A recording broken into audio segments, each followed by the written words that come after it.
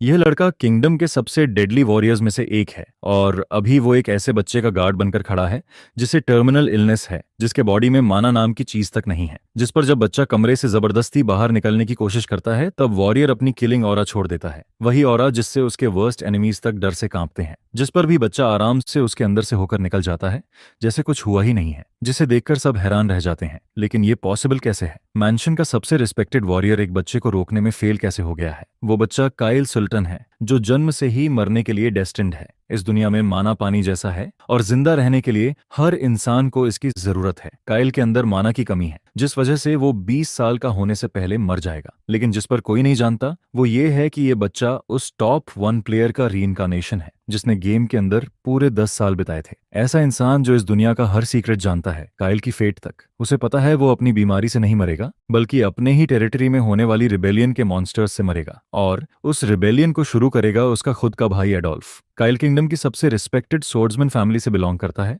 लेकिन उसके पास स्वॉर्ड चलाने का बिल्कुल भी टैलेंट नहीं है। जिस पर प्लेयर होने के बावजूद, स्टोरी का हर सच जानने के बाद भी उसे समझ नहीं आता कि फेट कैसे बदले, जिसके जवाब में वो धीरे धीरे अपना मेंटल कंट्रोल खोने लगता है और अपना सारा गुस्सा मेड्स पर निकालता है। आखिर उसके फादर के पास कोई ऑप्शन नहीं बचता और वो उसे कमरे में लॉक कर देता है, क्योंकि बिना स्वॉर्ड टैलेंट, बिना मैजिक और सर्वाइवल का कोई रियल चांस नहीं, फिर भी कमरे में बंद रहना पड़ रहा है। हाँ, इस बार यूनिवर्स ने सच में पर्सनल ले लिया है, जिस पर जब उसकी फेट पहले से तय है तभी उसके पीछे एक लाइट प्रकट होती है जिसके चारों तरफ कई ग्लोइंग मैजिक ऑर्ब्स तैर रहे होते हैं। वो कंफ्यूज हो जाता है क्योंकि गेम में उसने ऐसा कभी नहीं देखा था। क्या करे समझ नहीं आता, तो वो हाथ बढ़ाकर एक ऑर्बी को छू देता है, जिस पर अचानक कई सिस्टम नोटिफिकेशंस सामने आ जाते हैं और उसका गेम प्रोफाइल खुल जाता है। वो ऐसे टैलेंट्स डिस्कवर करता है जिनके बारे में उसने कभी सुना तक नहीं था, क्योंकि उसने सालों उस गेम में बिताए हैं। इसलिए उसे नॉलेज, सीक्रेट्स और आने वाली कैटास्ट्रफीज तक का पता है। उसके पास हिस्ट्री का सबसे पावरफुल मेज बनने के लिए सब कुछ मौजूद है। इसके बाद अब वो ट्रेनिंग शुरू करता है, माना को शेप देकर शार्प एनर्जी ब्लास्ट्स बनाता है और सीधा दीवार पर फायर करता है। धीरे धीरे एनर्जी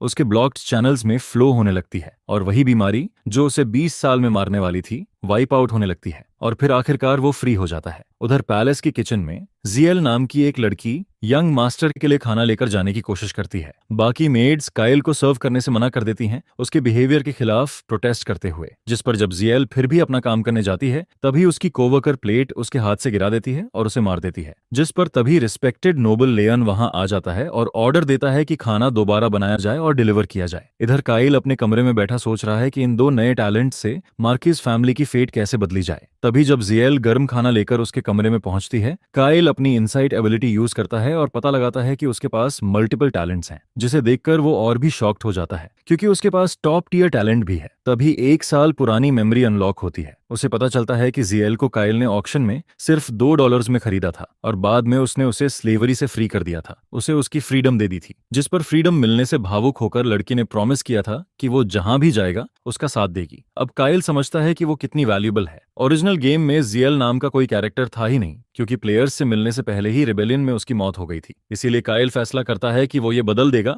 और उसे उसका टैलेंट यूज करना सिखाएगा। यह सुनकर जियल खुश हो जाती है और उसके लिए उसका अफेक्शन और बढ़ जाता है। कुछ दिन बाद काइल को कमरे से बाहर निकलने की परमिशन मिलती है ताकि वो बाहर की माना पार्टिकल्स अब्सॉर्ब कर सके। लैन काइल पर किलिंग इंटेंट यूज करने की पनिशमेंट चाहता है, लेकिन काइल उसे माफ कर देता है और कहता है इसकी जरूरत नहीं है। जिस पर लेयन अपने मास्टर को बताने जाता है और दोनों के बीच बहस होने लगती है कि ये लड़का एक एक्सपीरियंस्ड वॉरियर के अगेंस्ट रेजिस्ट कैसे कर पाया। फिर लेयन काइल से बात करने जाता है, लेकिन वो मेडिटेशन में बैठा है, बिल्कुल बुधा जैसा दिख रहा है। जिस पर वो काइल के फादर को जाकर बताता है कि वो 6 घंटे से लगातार मेडिटेट कर रहा है। यह सुनकर बूढ़ा आदमी पुराने दिन याद करता है जब ट्रेनिंग के दौरान काइल 10 मिनट भी टिक नहीं पाता था और अब 6 घंटे से बैठा है। इसका मतलब इस लड़के में कुछ तो अलग है। अगले दिन काइल उठता है और उसके बॉडी से माना बह रहा है। वो उस माना को पूरे बॉडी में फैलाने की कोशिश करता है, उसे आगे पुश करता है, हर बैरियर तोड़ता हुआ आखिर उसके हार्ट तक पहुंच जाता है और उसी के साथ वो मैजिक यूज करने के लायक बन जाता है।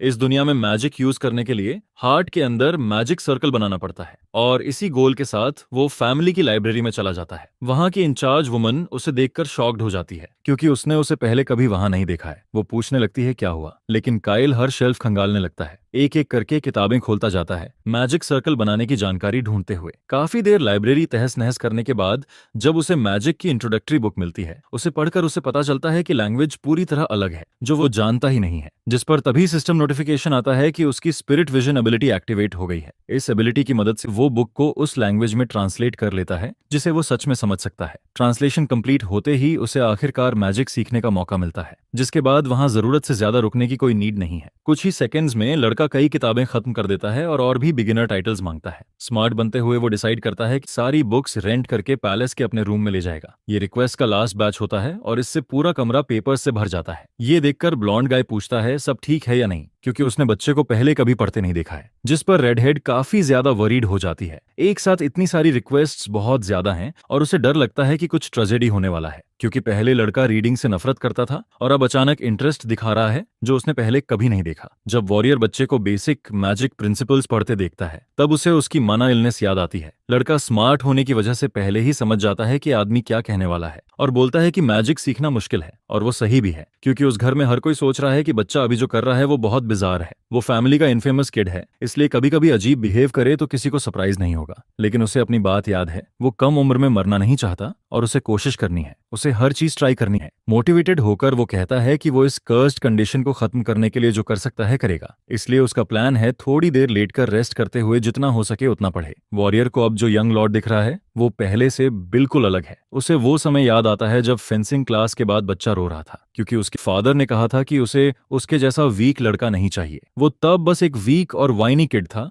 जो कोई प्रॉब्लम हैंडल नहीं कर पाता था। अचानक एमसी नोटिस करता है कि उसके फ्रेंड का स्टेटस बदलकर फेवरेट हो गया है, यानी अब दोनों पहले से ज्यादा क्लोज हो रहे हैं और गार्ड बाहर खड़ा रहता है ताकि बीच में इंटरफियर ना करे। उनके बीच चीजें बदल रही हैं, शायद इसलिए क्योंकि उसने पढ़ाई शुरू की है। शायद इस दुनिया में ढेर सारी किताबें एक साथ पढ़ना परसिस्टेंस माना जाता है।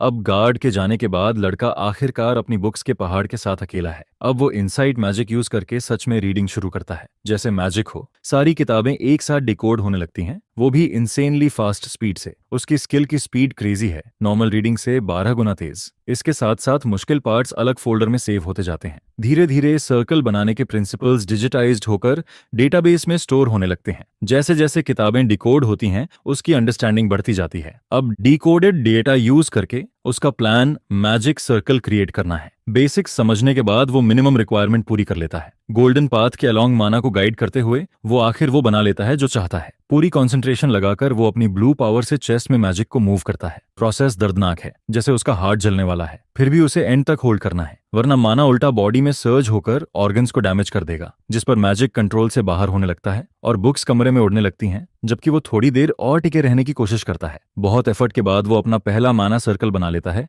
जिससे ब्लॉक्ड माना चैनल्स कमजोर हो जाते हैं। अब माना बॉडी में फंसा नहीं रहता, बल्कि पहले से ज्यादा स्ट्रांग होकर बाहर फ्लो होने लगता है। वो खुश हो जाता है कि उसने अपना गोल अचीव कर लिया और अब मैजिक फ्रीली यूज कर सकता है। तभी उसे एहसास होता है कि सुबह हो चुकी है और उसने पूरी रात यही करते हुए निकाल दी, बिना नोटिस किए। उसे सोचने का भी टाइम नहीं मिलता कि उसका फ्रेंड नाराज होगा, क्योंकि वो तुरंत बेहोश हो जाता है। अगली सुबह लड़की ब्रेकफास्ट लेकर आती है और उसे फ्लोर पर अनकॉन्शियस पाती है। वो शॉक हो जाती है और उसे उठाने की कोशिश करती है, साथ ही कमरे में बिखरी किताबों को देखकर समझने की कोशिश करती है क्या हुआ है। सिर्फ एक रात में एमसी ने कई दिनों से जमा किया सारा माना उस सर्कल को बनाने में यूज कर दिया और अब उसकी लाइफ में मेज के रूप में एक बिल्कुल नया फेज शुरू हो गया है। चैप्टर 7। किचन में मेड खुशी से डिलिशियस खाना बना रही है, क्योंकि पिछली बार उसकी तारीफ हुई थी और उसके मास्टर खुश हुए थे। इस बार बाकी लड़कियां खुद डिश डिलीवर करना चाहती हैं, लेकिन अचानक वो अपना टोन बदल देती हैं और कहती हैं कि लड़का उनकी रिस्पॉन्सिबिलिटी है और अब मास्टर की पर्सनालिटी बेहतर होने के बाद उन्हें पुराने एग्रीमेंट पर लौटना चाहिए। लड़की कहती है अगर काम से कोई कंप्लेंट है तो एमसी से बात कर लो, जिस पर वो सबको इग्नोर करके चली जाती है और उनके पास कुछ कहने को नहीं बचता। जाते जाते जेलस लड़की बोलती है कि वो कोई इंपॉर्टेंट नहीं है। उधर बेड पर लड़का सीजन्ड मीट्स का मील एंजॉय कर रहा है। रेसिपी पिछली बार से ट्वीक की गई है और हर दिन टेस्टी होती जा रही है, क्योंकि वो रोज हार्ड ट्रेनिंग कर रहा है। इसलिए उसने हेड शेफ से कुछ और रेसिपीज भी सीख ली हैं। इसके बाद लड़का स्पिरिट मैजिक के बारे में जानना चाहता है। शुरुआत के लिए उसे उस स्टाइल की इंट्रो बुक चाहिए और लड़की काफी स्मार्ट है। उसने बिना किसी मैजिकल हेल्प के आधा मटेरियल पहले ही पढ़ लिया है। जो उसने पढ़ा है उससे लगता है वो मेहनती फैमिली से आती है और धीरे धीरे सीखती है। अपनी एज के हिसाब से टैलेंटेड है, लेकिन अभी भी काफी नहीं है। बुक बंद करते हुए वो कहता है कि अभी उसके पास टाइम नहीं है और ज्यादा सीखने के लिए उसे पहले और स्ट्रांग बनना पड़ेगा। 2 महीनों में फैमिली सक्सेशन सेरेमनी होने वाली है और उसी दिन कुछ बड़ा होने वाला है, जिस पर सेकंड सन अडोल्फ के लीड में एक कू होगा जो मारिस फैमिली को गिरा देगा। अगर रिबेलियन में मरना नहीं है तो सबको स्ट्रांग बनना पड़ेगा, खासकर उसे। अब से वो ऑर्डर देता है कि किचन का काम कोई और संभाले और वो अपनी पढ़ाई पर ज्यादा फोकस करे, लेकिन वो कहती है कि वो दोनों काम मेहनत से करेगी क्योंकि वो नहीं चाहती कि उसके मास्टर की सेवा कोई और करे। रोते हुए वो रिक्वेस्ट करती है कि उसे ये काम छोड़ने को मत कहा जाए और वो खुद ही करती रहे। यह देखकर यंग मैन समझ जाता है कि वो ऐसा क्यों कह रही है। उसका परिवार टूट चुका है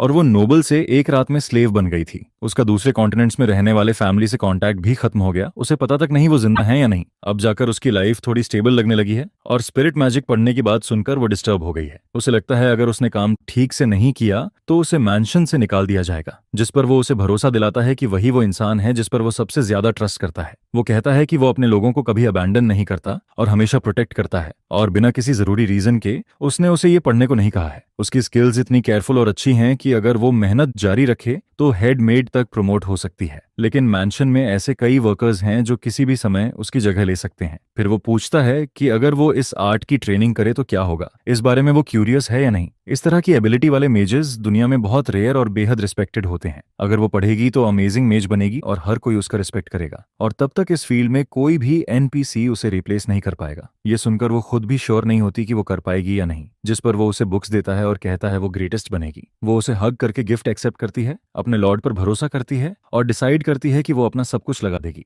अब उनका रिलेशनशिप और बढ़कर 60 हो जाता है। इसके बाद उसे मास्टर की पर्सनल मेड बना दिया जाता है ताकि दोनों साथ पढ़ सकें। लड़के की पर्सनल नीड संभालते हुए उसे एक प्राइवेट रूम भी मिल जाता है। अब वही उसका नया स्पेस है जहां वो शांति से स्टडी और ट्रेनिंग कर सकती है। ये सिक्योरिटी के लिए भी बेहतर है और उसे जेल हाउस गर्ल्स की टेंशन नहीं रहती। उसे ये पसंद आता है क्योंकि अब वो अपने लॉर्ड के रूम के काफी करीब है। दोनों मिलकर डिसाइड करते हैं कि चाहे कुछ भी हो उन्हें सरवाइव करना है। जब वो अपने रूम में पढ़ती है तब वो लड़के को गार्डन में घूमते हुए देखती रहती है। हर मुलाकात में दोनों एक दूसरे के और करीब आते हैं और उनका रिलेशन बेहतर होता जाता है। कुछ समय बाद वॉरियर को अर्जेंट न्यूज सुननी पड़ती है। ये ग्रेट लॉर्ड एडोल्फ के बारे में होती है, जिसे पता चला है कि उसका छोटा भाई बदल गया है। वो हाल में काफी स्ट्रांग हो गया है और रोज ट्रेनिंग कर रहा है। मैजिक स्टडीज के साथ उसकी पर्सनालिटी भी बेहतर हो गई है और अब वो एननोइंग नहीं रहा। ये समझकर कि उसका भाई मैच्योर हो गया है, वो बड़े भाई की तरह मिलने आने का सोचता है। चैप्टर 8। लड़के की सुबह की वॉक में हमेशा फ्रेंड से मिलने का मोमेंट होता है। इस बार वो किसी छिपी जगह जाने की प्लानिंग करता है। वो कहता है ये सब एक मैजिक एक्सपेरिमेंट के लिए है। दोनों किंगडम टेरिटरी के बाहर घने पेड़ों से ढकी जगह पर जाते हैं। जब वो ट्रेनिंग करता है तब उसका फ्रेंड ध्यान रखता है कि कोई पास ना आए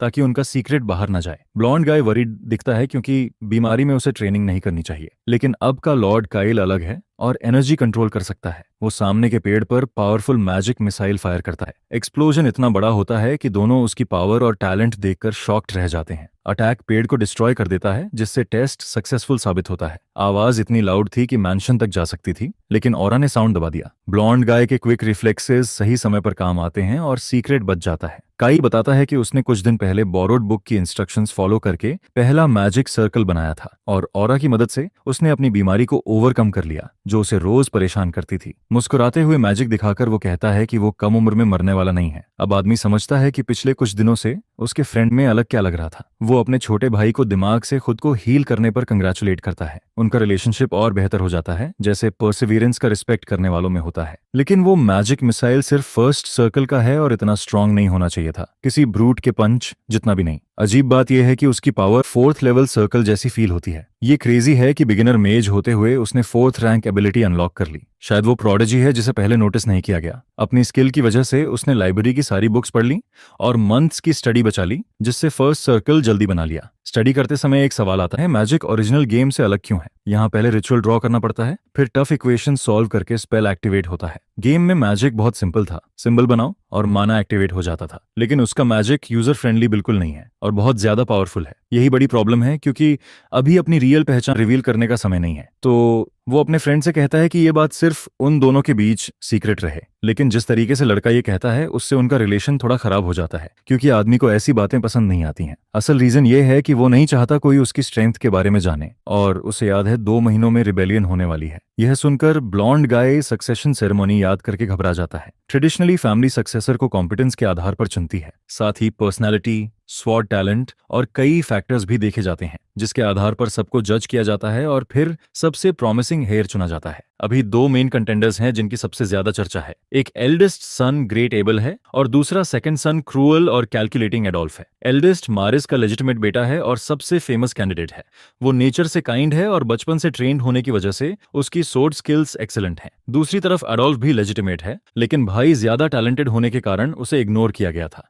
पर बड़े होते होते उसकी एबिलिटीज अचानक बढ़ गईं और उसके कई सपोर्टर्स बन गए। सच कहें तो उसमें गैंग लीडर जैसी वाइब्स आती हैं। जब दोनों मिलते हैं तो एक दूसरे पर सटल टॉन्ट्स मारते हैं, जैसे सामने वाला एग्जिस्ट ही नहीं करता। गोल्डन नाइट बोलता है कि वो इतना खोया हुआ था कि उन्हें आते नोटिस नहीं किया, लेकिन ये एक्सक्यूज मानना मुश्किल है क्योंकि 5 साल की उम्र से उसकी ऑरा स्ट्रांग है। ये बस बचपन की छोटी सी कहानी है, ज्यादा इंपॉर्टेंट नहीं है। उधर मिडिल ब्रदर ने 15 साल की उम्र में ऑरा अवेकन किया, जो काफी लेट है। इस दुनिया में कुछ लोग लेट ब्लूमर्स होते हैं और देर से मैजिकल ट्रेनिंग शुरू करते हैं। अचानक क्रूअल गाय के फॉलोअर्स के बीच फाइट शुरू हो जाती है। यह देखकर वो नाराज हो जाता है क्योंकि वो अपने फादर के हाउस होल्ड रूल्स की डिसरिस्पेक्ट नहीं कर सकता। फ्रेंडली टोन में एबल कहता है कि उसके भाई के सबऑर्डिनेट्स अच्छे ट्रेंड हैं और पोटेंशियल एयर की सेवा के लायक हैं, जिस पर टेंशन और बढ़ जाती है क्योंकि मिडिल ब्रदर कहता है कि वो अभी हंस लें, ज्यादा देर तक नहीं हंस पाएंगे। जब वो जाता है तो उसकी आखिरी बात सस्पिशियस लगती है और माहौल अनईजी हो जाता है। खाना खाते समय एमसी 2 महीने बाद होने वाली सेरेमोनी को लेकर वरीड रहता है।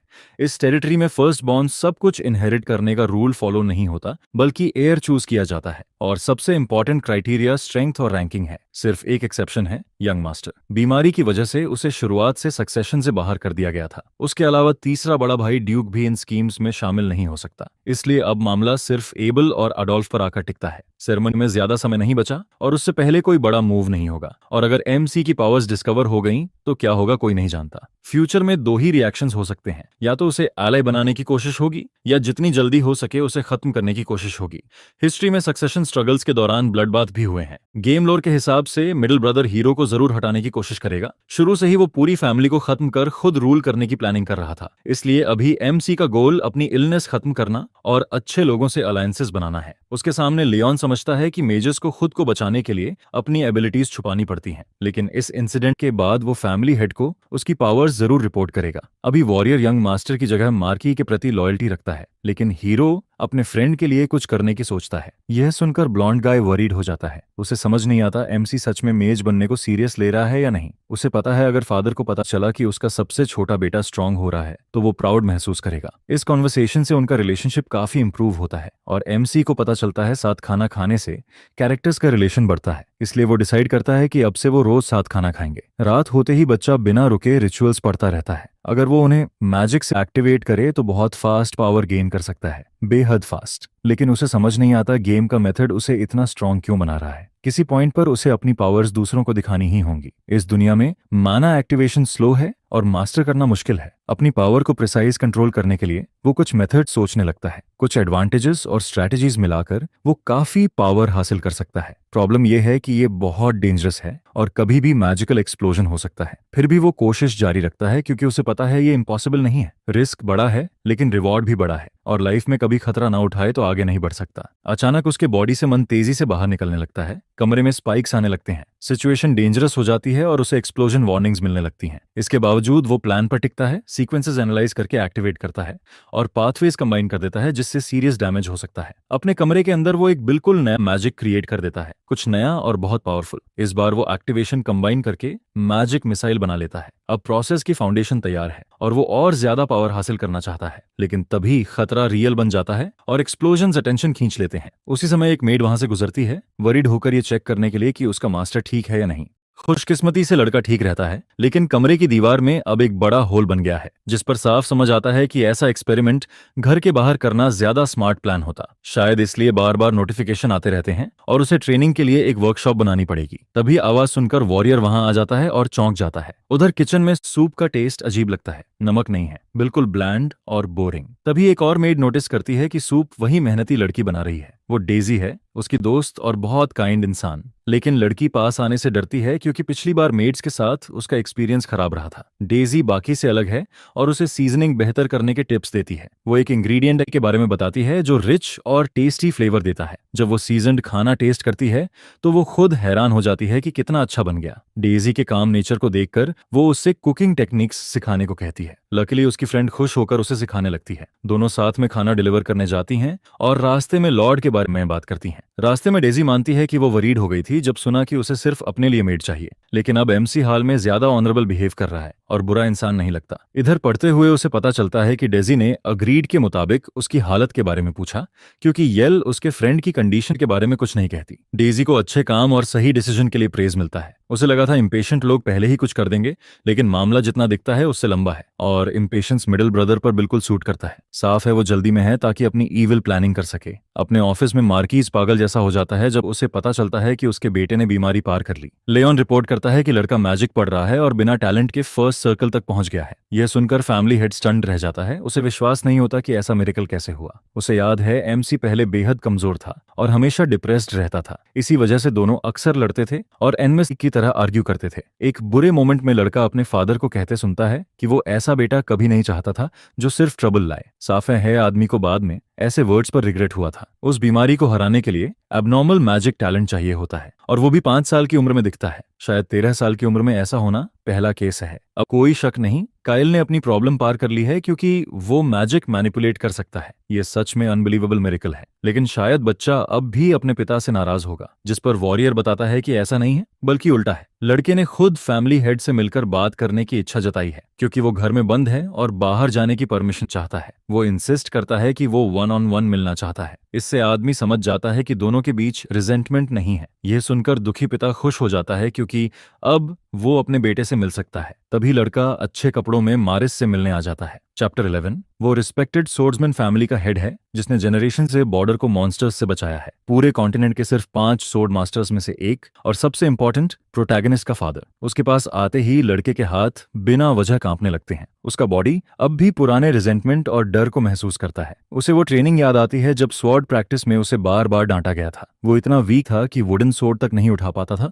वो बहुत हैवी लगता था। सोर्ड्समैन फैमिली के लिए ये डिसअपॉइंटमेंट था क्योंकि इतना कमजोर बच्चा पहले कभी नहीं हुआ। काफी समय तक वो खुद को यूजलेस महसूस करता रहा क्योंकि स्वॉर्ड नहीं चला सकता था और उसे लगता था उसे छोड़ दिया जाएगा। ये सारी फीलिंग्स एक साथ प्रोटैगनिस्ट पर असर डालती हैं क्योंकि वो सब याद कर लेता है। ये मेमोरी असल बॉडी के ओरिजिनल ओनर प्रिंस की है और सोल्स के जुड़ने से इमोशंस भी जुड़ गए हैं। खुशकिस्मती से अब कंट्रोल में वही कावर्ड नहीं है क्योंकि वो लड़का होने के साथ साथ रियल लाइफ का एडल्ट ली भी है। उसका गोल है साबित करना कि काइल सुल्तारन रिस्पेक्ट डिजर्व करता है। आखिर दोनों आमने सामने मिलते हैं और अजीब सी साइलेंस छा जाती है। हीरो के पास अपने फादर से कहने के लिए कुछ है। रूल साफ थे, बिना परमिशन वो रूम से बाहर नहीं जा सकता। पढ़ाई की वजह से उसे लाइब्रेरी जाने की इजाजत मिली थी, लेकिन ट्रबल नहीं करना था। हीरो अपने पिता पर भरोसा नहीं करता क्योंकि पहले बहुत प्रॉब्लम्स हुए थे। फिर भी उसका पिता कॉन्टिनेंट के सबसे पावरफुल लोगों में है और डरावना ओपोनेंट है। सिचुएशन टफ है, इसलिए सीधी नेगोशिएशन ही ऑप्शन है। पहले वो गुस्सा हो जाता और जवाब दे देता, लेकिन अब वो मैच्योर दिखता है। उसने पहले ही काफी ट्रबल दिया है और पास्ट उसे सोचने पर मजबूर करता है कि अब चेंज का मौका है। इतने सालों की टकरार के बाद लड़का अपने बिहेवियर के लिए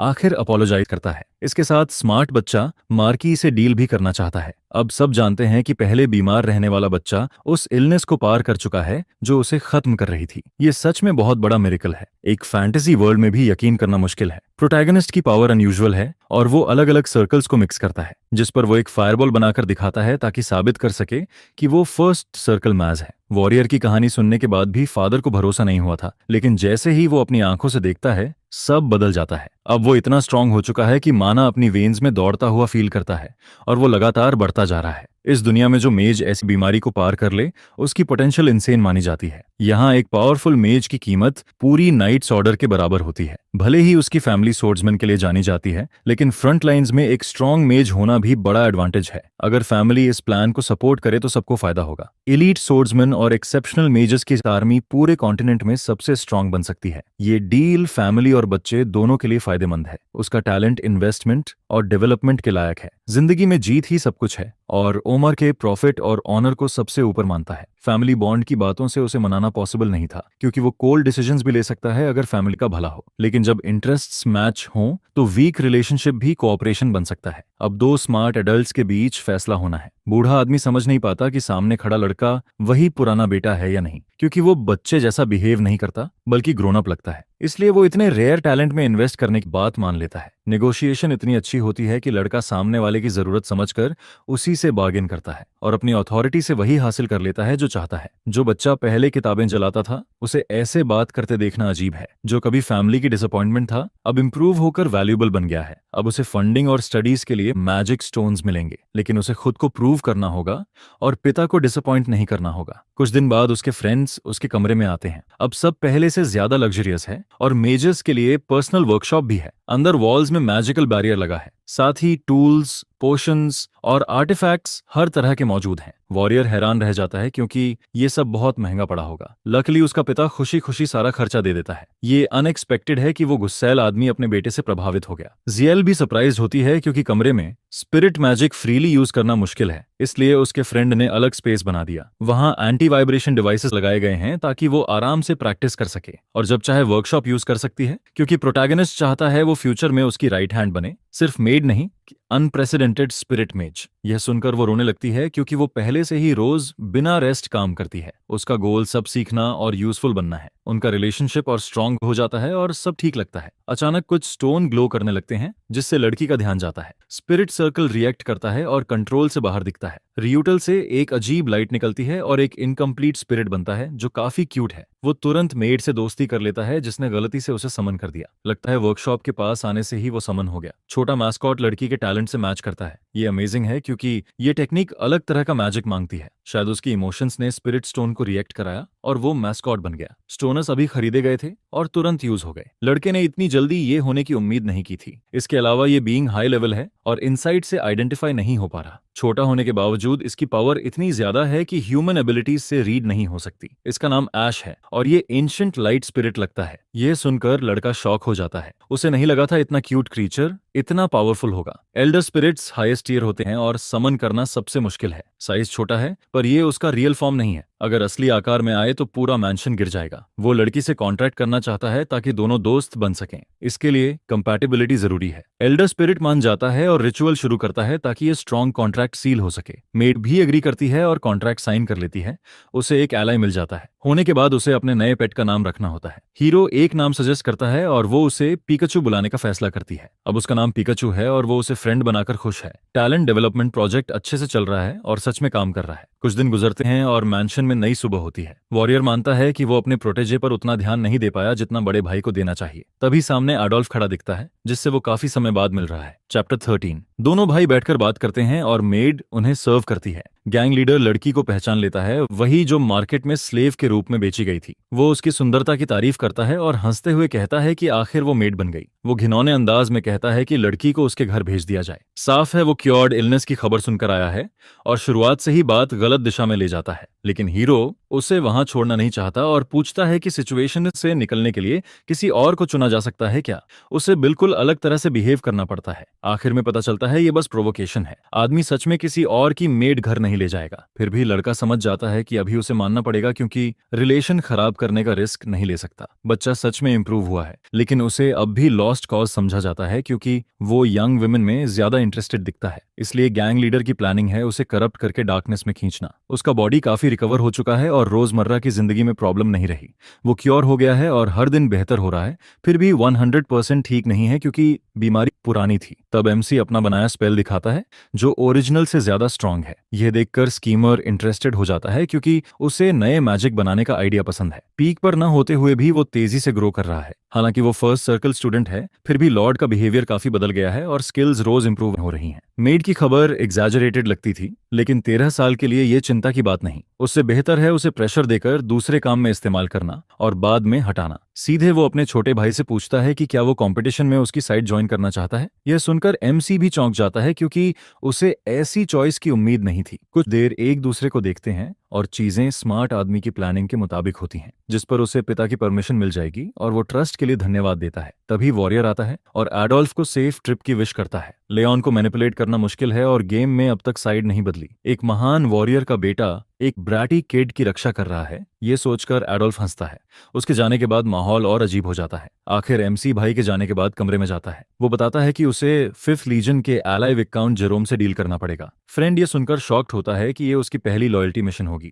वो उसे अकेले नहीं जाने देना चाहता और सब्जुगेशन टीम ज्वाइन करने की बात करता है, लेकिन ये क्राइम बॉस का ट्रस्ट जीतने की स्ट्रैटेजी है और वो पिता के एलाइज नहीं ले जा सकता। असल में ये ट्रैप है जिससे असली कॉम्बैट में उसकी यूजफुलनेस टेस्ट होगी। लकीली अब वो अपने बनाए मैजिक से खुद को प्रोटेक्ट कर सकता है, फिर भी वो डिसाइड करता है कि अपनी फुल मैजिकल पोटेंशियल यूज नहीं करेगा। इसके बाद वो दूर जंगल की सेटलमेंट के बारे में पूछता है। टेरिटरी के साउथ में मॉन्स्टर कॉलोनी है और मार्की नियमित सोल्जर्स भेजता है उन्हें हराने। इस बार लॉर्ड काइल पूरा मेज बनकर मिशन पर जाने को तैयार दिखता है। तभी घोड़े से एक आदमी उतरता है, विकाउंट जेरोम। वो क्राइम बॉस का एलाय है और मिशन में प्रोटैगनिस्ट के साथ रहेगा, क्योंकि ये उसकी पहली रियल फाइट है। उसे केयरफुल रहना है और जरूरत पर प्रोटेक्ट किया जाएगा। उनका रिलेशन अच्छा नहीं है और आदमी बस फेवर के लिए आया है। फिर भी दोनों निकलते हैं और ज्यादा बात नहीं करते। विकाउंट का ऑर्डर है लड़के को ऑब्जर्व करना और कॉम्बैट स्किल जज करना, लेकिन उसे भरोसा नहीं कि कमजोर सा लड़का कुछ कर पाएगा। फाइट के दौरान लड़का गॉब्लिन्स पर लाइटनिंग स्पेल्स चलाता है। हिट परफेक्ट होता है और एक शॉट में पूरा ग्रुप खत्म हो जाता है। यह देखकर टीम इंप्रेस्ड हो जाती है और सब खुश हो जाते हैं।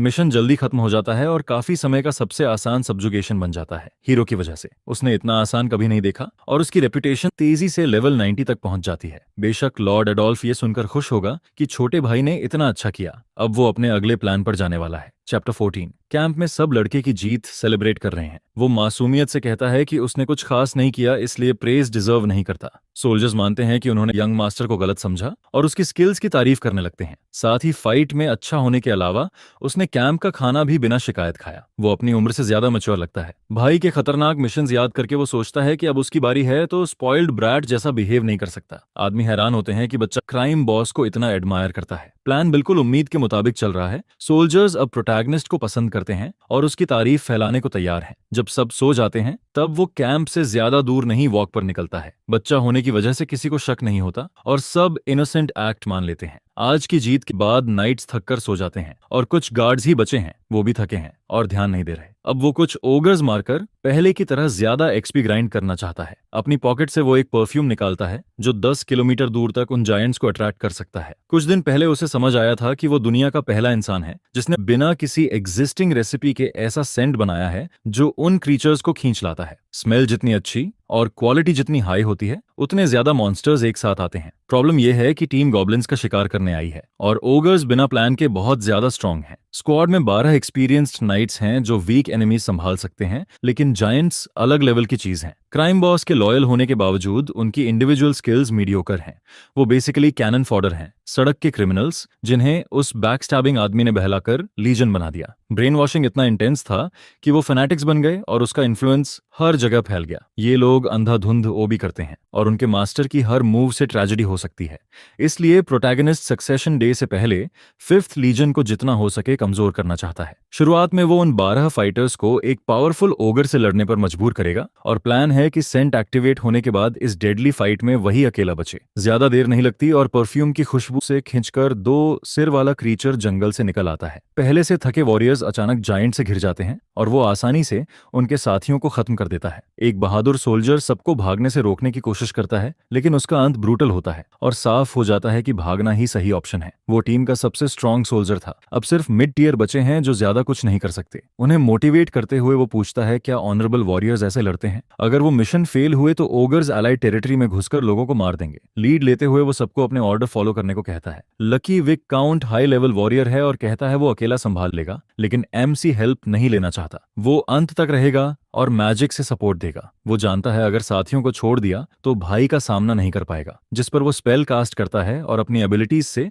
वॉरियर को और बूस्ट कर देता है। फर्स्ट सर्कल मैजिक होने की वजह से वो सिचुएशन कंट्रोल में रख सकता है और ज्यादा डैमेज भी नहीं होता। फिर भी वो डरकर पीछे नहीं हटता और फाइट फेस करता है। विक काउंट समझता है काइल आर्मी के लिए जरूरी है और उस पर भरोसा करता है। वो अपने सोर्ड की पावरफुल स्किल एक्टिवेट करता है और पास आने वाले ओजर को काटने को तैयार होता है। वो 2 सिर वाले ओगर पर चार्ज करता है और ब्लेड से दोनों हेड्स काटने की कोशिश करता है। बाकी सोल्जर्स भी पैनिक नहीं दिखाते और खुद को हाइप करते हैं। प्रोटैगनिस्ट सबको इस ब्रूटल फाइट में पूरा जोर लगाने को कहता है और प्लान परफेक्टली काम कर रहा है क्योंकि उसके बुलाए ओगर्स कमजोर सोल्जर्स को खत्म करने वाले हैं। अट्रैक्शन परफ्यूम सक्सेसफुल रहा।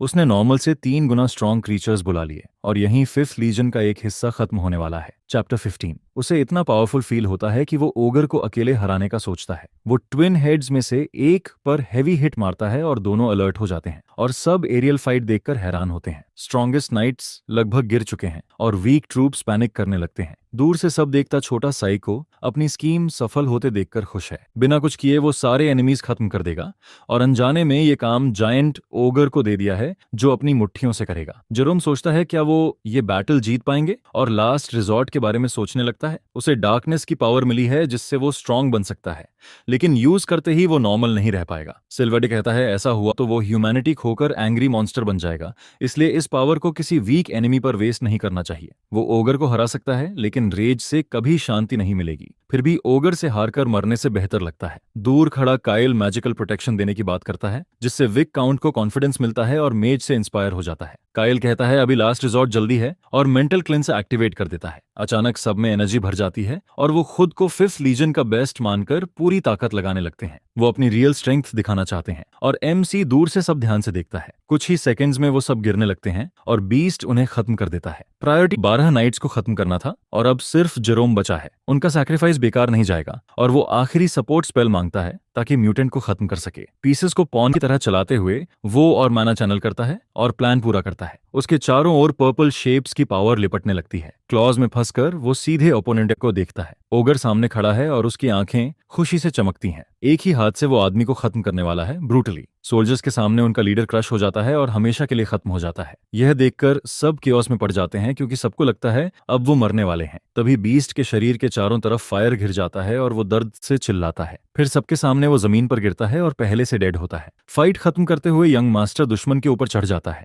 उसके अंदर से वो एक हाई वैल्यू क्रिस्टल निकालता है और अब वो एक शेडी मूव करने वाला है। वो झूठ बोलना शुरू करता है कि विक काउंट की वजह से एनिमी गिरा। ये जीत 12 ब्रेव वॉरियर्स और उन सबकी है जिन्होंने अपनी जान बचाने के लिए फाइट की, जिस पर सब बैटलफील्ड में जीतने वाले लॉर्ड की तारीफ करने लगते हैं। सब्जुगेशन सक्सेसफुल माना जाता है और 2 सिर वाला म्यूटेंट खत्म हो जाता है। साथ ही दर्जनों गॉब्लिन्स भी मारे गए जो ओरिजिनल गोल था। हालांकि बैटल में भारी लॉसेस हुए। यह सुनकर ईविल ब्लॉन्ड आदमी यकीन नहीं करता और पूछता है सच है क्या। उसे बताया जाता है जेरोम जंगल में म्यूटेंट से ब्रूटल फाइट में मारा गया। वॉर इतना तेज था कि वो डार्कनेस पावर तक यूज नहीं कर पाया। उस आदमी की मौत स्क्वाड के लिए बड़ा नुकसान है। बाकी सोल्जर्स की मौत तो अलग है, अब करने को कुछ नहीं बचता और वो कैंप से उस ऑग्र को रिकवर करने की बात करते हैं। इसके बाद वो कहता है अच्छा हुआ उसका भाई सेफ लौट आया। आखिर इतने स्ट्रॉन्ग एनिमी को हराना बड़ी अचीवमेंट है, इसलिए उनके फादर को खबर दी जाएगी और सबको ऑनर्स मिलेंगे। एमसी का इनोसेंट ब्रदर वाला मास्क एडोल्फ के सामने थोड़ा स्लिप होने लगता है और वो गुस्से व शक में चला जाता है। फिर भी अभी वो आसानी से बेवकूफ बन रहा है। एमसी ने भाई की रिकॉग्निशन पा ली और फिफ्थ लीजन को खत्म कर दिया। वो मजाक में कहता है शायद ये 3 शिकार एक पत्थर से करने जैसा हुआ। म्यूटेंट कोई बड़ी बात नहीं थी क्योंकि वॉरियर अकेले भी हरा सकता था। और मजाक में कहता है शुरुआत में उसने खुद को वीक दिखाने का इरादा किया था। लगता है वो एबल को बताए बिना ईविल भाई के करीब जाना चाहता है। ये सब प्लान का हिस्सा है और भविष्य में वो खुद उससे मिलने आएंगे। कुछ दिन बाद फैमिली कॉन्फ्रेंस रूम में मीटिंग होती है। वहां एक्सपीडिशन रिजल्ट्स रिव्यू होंगे और लूट का बंटवारा तय होगा। साथ ही इनर सर्कल में पहली बार लड़के के कंट्रीब्यूशन पर चर्चा होगी। जिसे कोई ऑब्जेक्शन हो वो खुलकर बोल सकता है। एक बैरोनेस कहती है ये सब बढ़ा चढ़ाकर है क्योंकि पहले बच्चा वीक नोबडी था। ऑकवर्ड होकर कहती है उसे लड़का पसंद है पर सच कहने में हिचक रही है। असल में वो अभी फर्स्ट सर्कल मेज है यानी बिगिनर। फिर भी वो मानती है उसकी अचीवमेंट्स एग्जैजरेट की गई हैं क्योंकि वो बस जिंदा लौट आया। और कहती है यकीन करना मुश्किल है कि वो एक रात में मैच्योर हो गया। वो सबको याद दिलाती है पहले उसने कितनी ट्रबल की थी। काइल बस मुस्कुरा देता है जबकि लोग सामने उसकी बुराई करते हैं। साफ है उन्होंने असली खतरा कभी फेस नहीं किया इसलिए ऐसे बोल रहे हैं। हॉल में एमसी कहता है चीजें उतनी आसान नहीं जितनी दिखती हैं और खुद देखकर समझना होगा। एबल अपने भाई का बचाव करता है और कहता है स्ट्रॉन्ग नाइट्स भी 2 सिर वाले मॉन्स्टर को हराने में स्ट्रगल करते। कुछ लोग कहते हैं नाइट्स ने अपनी जान देकर बच्चे को बचाया तभी ये हुआ। फिर भी लास्ट ब्लो काइल ने दिया ये सर्वाइविंग विटनेसेस कंफर्म करते हैं।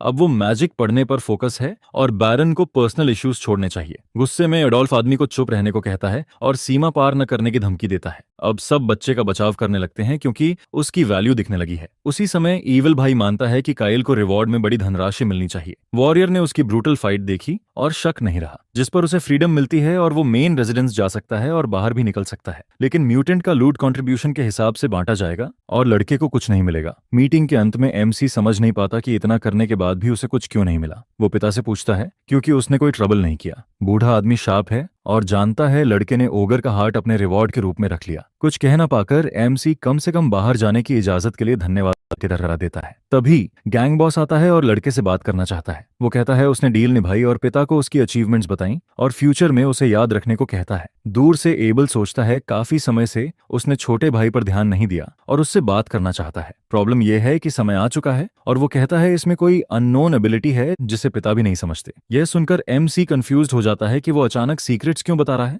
थोड़ी देर पहले कॉन्फ्रेंस के बाद एबल आया और छोटे भाई की तारीफ की। वो कहता है उसने बैटल अच्छे से हैंडल की और अब फैमिली में रिस्पेक्टेड मेज बन गया है। फिर वो पूछता है कि क्या लड़के के पास बाद में टाइम है ताकि वो साथ खाना खा सके। वो बताता है कि फॉरेस्ट एक्सपेडिशन में जो हुआ उसकी डिटेल सुनने के लिए छोटा सा गेट टुगेदर करना चाहता है, लेकिन लड़के को शक होता है कि वॉरियर उसके अचीवमेंट्स के बारे में किसी हिडन रीजन से पूछ रहा है और तुरंत ही वो ऐसे सीक्रेट्स बताने लगता है जो उनके फादर भी नहीं जानते थे, बिना किसी साफ रीजन के। साफ दिखता है कि वो एमसी को रिक्रूट करना चाहता है ताकि देर होने से पहले अडोल्फ की बनाई फोर्सेस को गिराया जा सके। एमसी ध्यान से वर्ड्स सुनता है और पूछता है कि उसे ये सीक्रेट कैसे पता। वो कहता है इतना बड़ा राज बाहर आने पर क्या होगा, इससे वो डरता है। बड़े भाई जैसा बिहेव करते हुए वो बदले में कुछ चाहता है, लेकिन छोटा ब्लंट होकर कहता है वो मिडिल ब्रदर की साइड में नहीं है, मगर इसका मतलब ये भी नहीं कि वो गुड साइड ज्वाइन करेगा। समय गुजरता है और एडोल्फ अपनी डार्क पावर्स पूरी तरह यूज करता दिखता है। उसे पता चलता है कि बड़ा भाई भी कायल से बात करने गया था। ये क्राइम बॉस को गुस्सा दिलाता है क्योंकि उसने पहले लड़के का टैलेंट पहचाना था और वो अपना एडवांटेज खोना नहीं चाहता। और अगर एमसी साइड बदलता है तो एडोल्फ उसे एनिमी बनने देने से बेहतर पॉइजन देना पसंद करेगा। शायद इसलिए मेड मैंशन में रखी गई है ताकि जरूरत पड़े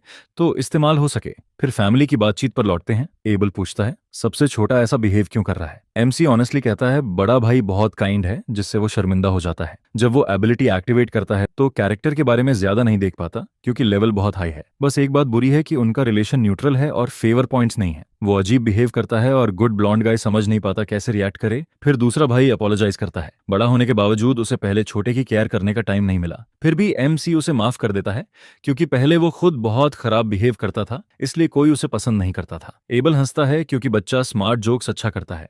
वो रिग्रेट करता है कि पहले उसने अपने क्लेवर भाई से बॉन्ड नहीं बनाया और एडोल्फ के हाथ जाने दिया। वो कहता है जो दूसरी साइड प्रॉमिस कर रही है वो सब वो बेहतर टर्म्स में दे सकता है और डील छोड़ना नहीं चाहता, इसीलिए पूछता है क्या रिकंसिडर किया जा सकता है। ये सुनकर बच्चा चिंतित हो जाता है और पूछता है अगर वो एनिमी साइड ज्वाइन करे तो क्या उसे खत्म कर दिया जाएगा, क्योंकि एडोल्फ क्रूल है और फैमिली पर भी दया नहीं करता। ट्रेटर बनते ही वो उसे हटाने के लिए कुछ भी करेगा। प्रोडिजी मेज होने के बावजूद उसके पास रोज खुद को बचाने की इनफ स्ट्रेंथ नहीं है। पहली बार फैमिली में किसी ने एबल को क्राइम बॉस पर इतना गहरा एनालिसिस दिया है। मजेदार बात यह है आदमी इससे असहमत नहीं होता और चुप हो जाता है। इससे उन्हें बातचीत की शुरुआत याद आती है जब एमसी ने कहा था उसकी बेकार स्किल उसकी स्ट्रॉन्ग इंट्यूशन है। बचपन से उसे किसी बुरी घटना से पहले अजीब फीलिंग आती थी और जब उसने उस गट फीलिंग को माना वो डेंजरस सिचुएशन से बच गया। जैसे जैसे सेरेमनी पास आती है वो फीलिंग खासकर ईविल भाई के पास ज्यादा स्ट्रांग हो जाती है। ये एबिलिटी फ्यूचर साइट जैसी लगती है। लड़के के बॉडी में आने के बाद उसने ऐसा टैलेंट डेवलप कर लिया जो पहले नहीं था। इसकी वजह से दूसरे एनपीसी में भी सिस्टम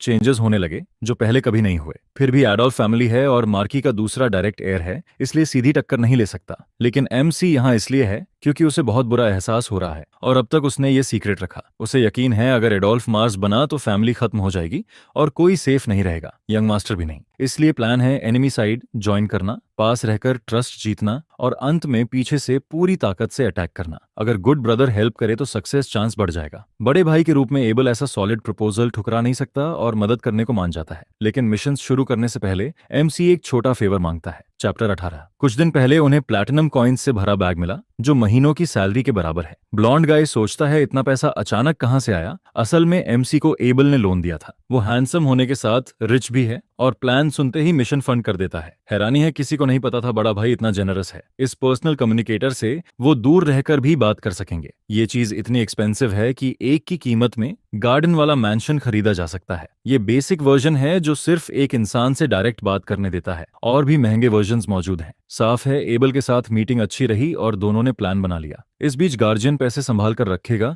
जब तक जरूरत न पड़े। अभी खर्च करने की जगह नहीं है और लड़का और कॉइन्स कमाने का सोच रहा है, फ्यूचर इन्वेस्टमेंट जैसा, जैसे एक क्लेवर मेड सोचता है। उसी समय मेड अपने स्टाफ के साथ स्पिरिट मैजिक की ट्रेनिंग कर रही है।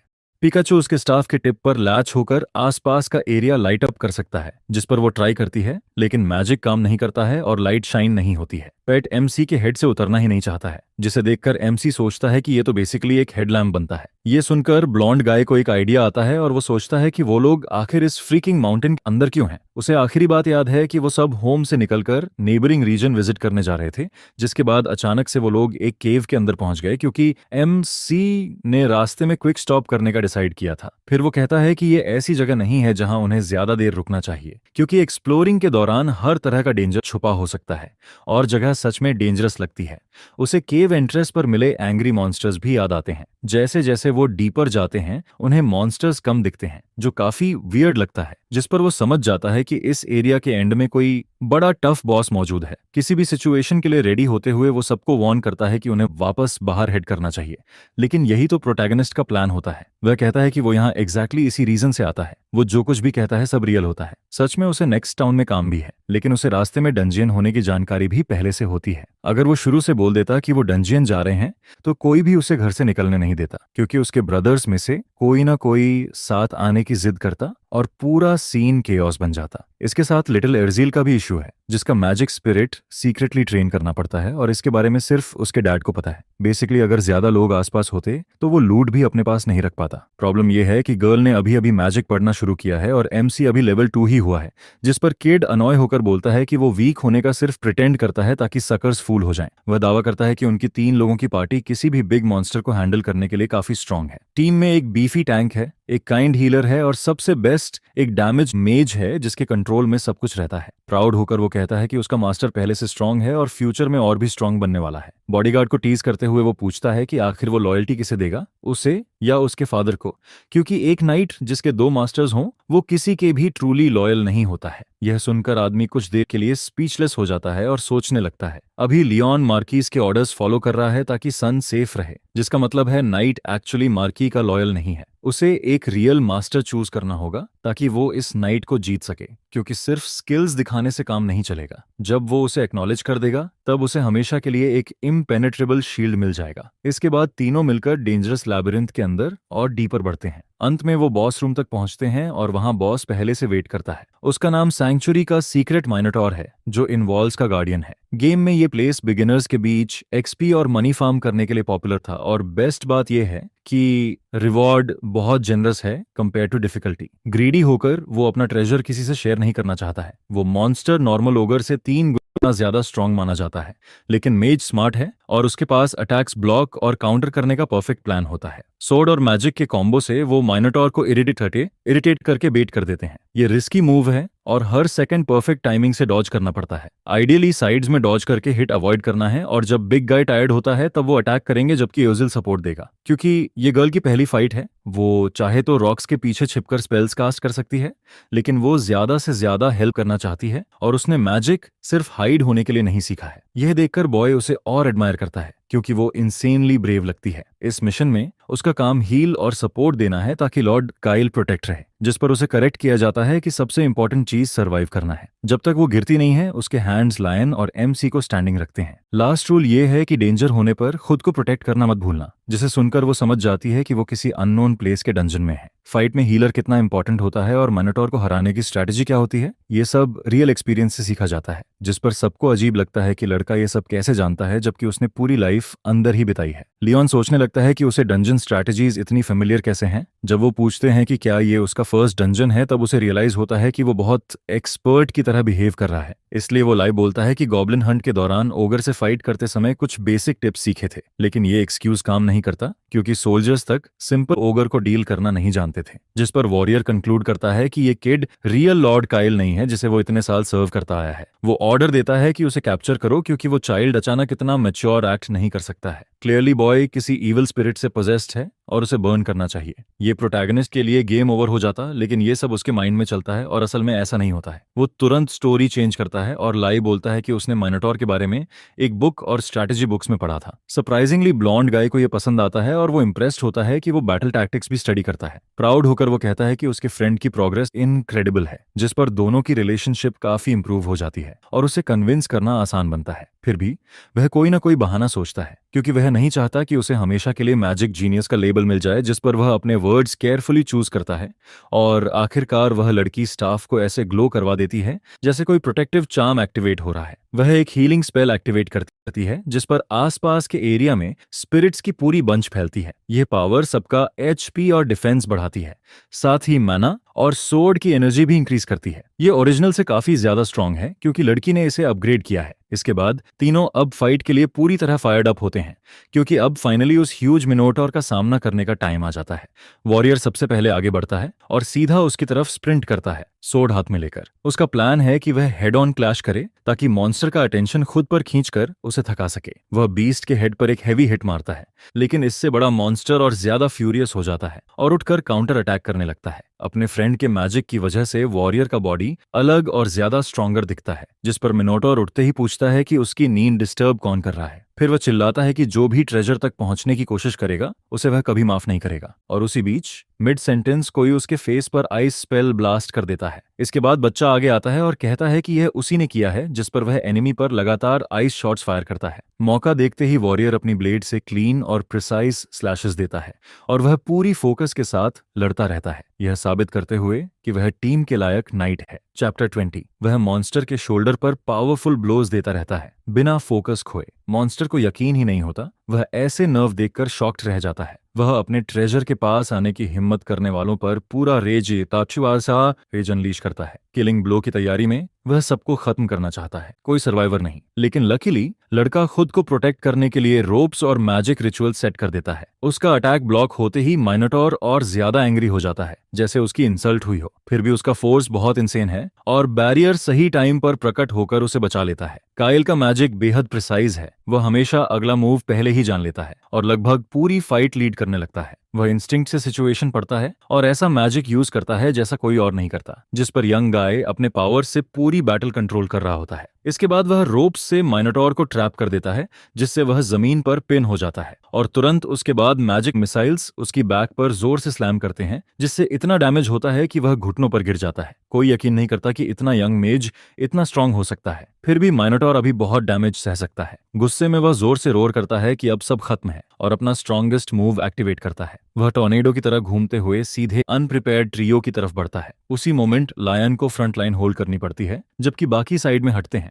मैजिक के ब्लेसिंग से वह और डिटरमिन्ड हो जाता है और दौड़ते हुए अपना स्वॉर्ड परफेक्ट एम से बुल की नेक की तरफ फेंक देता है। इससे मॉन्स्टर पूरा राज लेकर फ्लेइंग नाइट की तरफ मुड़ जाता है। इसी दौरान प्रोटैगनिस्ट अपने दिमाग में सेकंड्स काउंट कर रहा होता है, क्योंकि डॉज करना ही बेस्ट स्ट्रेटेजी है ताकि बिग मॉन्स्टर थक जाए। उसके बाद फुल पावर से काउंटर करने का परफेक्ट चांस मिलेगा। 5 सेकंड बाकी होते हैं और बीस्ट पहले ही थकने लगता है। काउंट खत्म होते ही वह एक्सहास्टेशन से अटैक मिस कर देता है और नाइट को बस कुछ सेंटीमीटर से चूक जाता है। उसी वक्त सारी ब्लेसिंग्स खत्म हो जाती हैं और लड़का पूरी तरह डिफेंसलेस रह जाता है। लेकिन लकीली बुल अचानक रुक जाता है और जमीन पर फ्रीज होकर खड़ा रह जाता है। यह देखकर पता चलता है कि काइल ने सब कुछ दिमाग में कैलकुलेट किया था। वह आगे बढ़कर फिनिशिंग ब्लो देने आता है और अपने स्किल लिमिट्स पार करके दुनिया में फिर से रियल मैजिक लाता है। वह आइस स्पीयर्स क्रिएट करता है और एनिमी पर फेंक देता है। फाइट खत्म होने के बाद लड़की वॉरियर के वुंड्स हील करती है। आखिरकार अब उस लैबिरिंथ का वैल्यूएबल ट्रेजर लेने का टाइम आता है। उनके सामने एक चेस्ट होता है, इतना शाइनी कि एन्चांटेड लगता है। काइल अपने इंट्यूशन से अंदर के ज्वेल्स और गियर देख लेता है। Powerful sword solid dinosaur bone artifacts से बना हुआ है। साथ ही एक ब्यूटीफुल नेकलेस भी है जिसे स्पिरिट्स जरूर पसंद करते।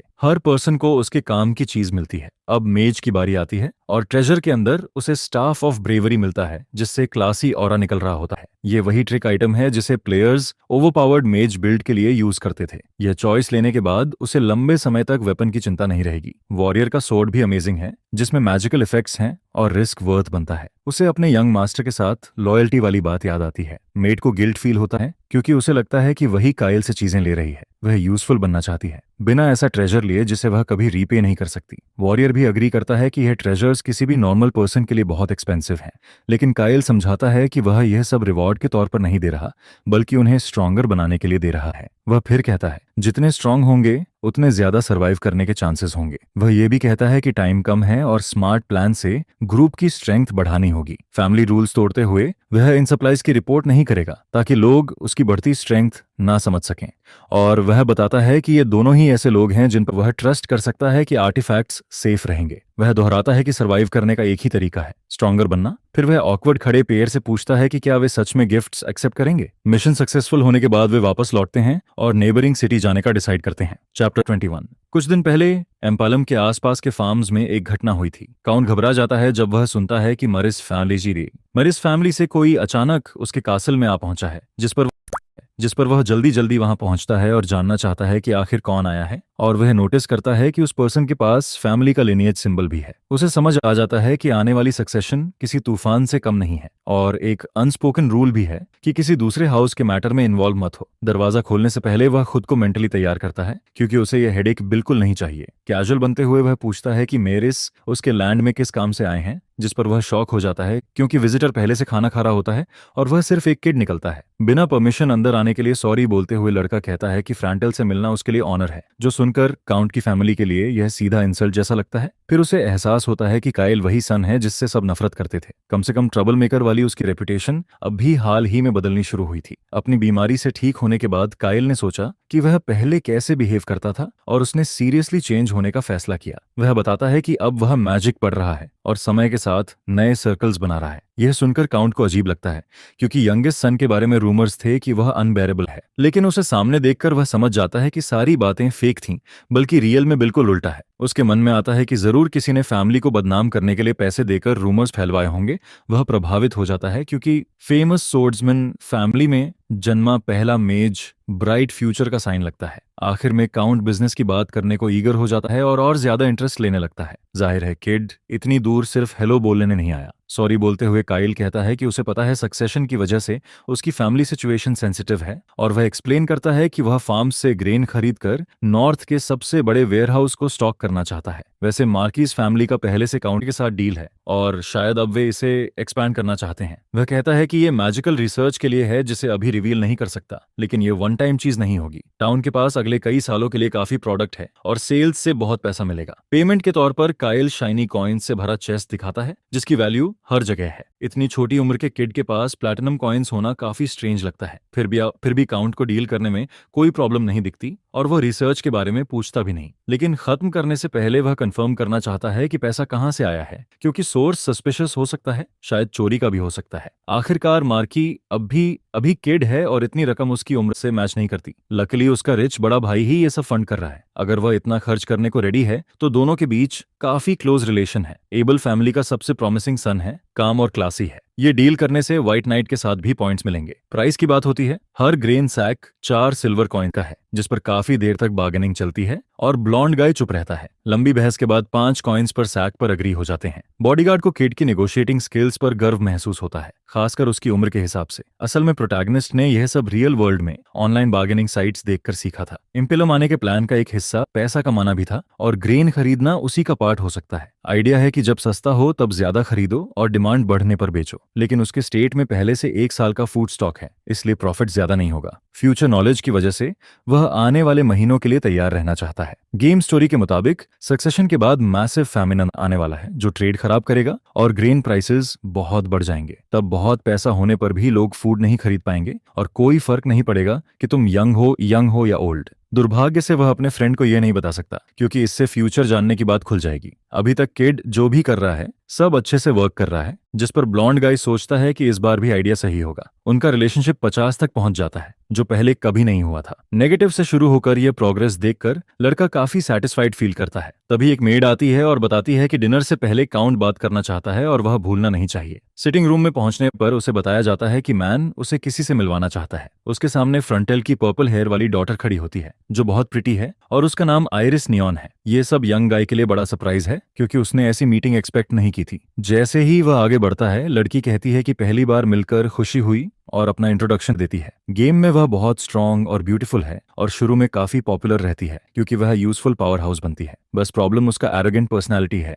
वो वीक लोगों को बिल्कुल पसंद नहीं करती। वह कहती है कि डेट के लिए वह डायमंड से कम कुछ एक्सेप्ट नहीं करेगी।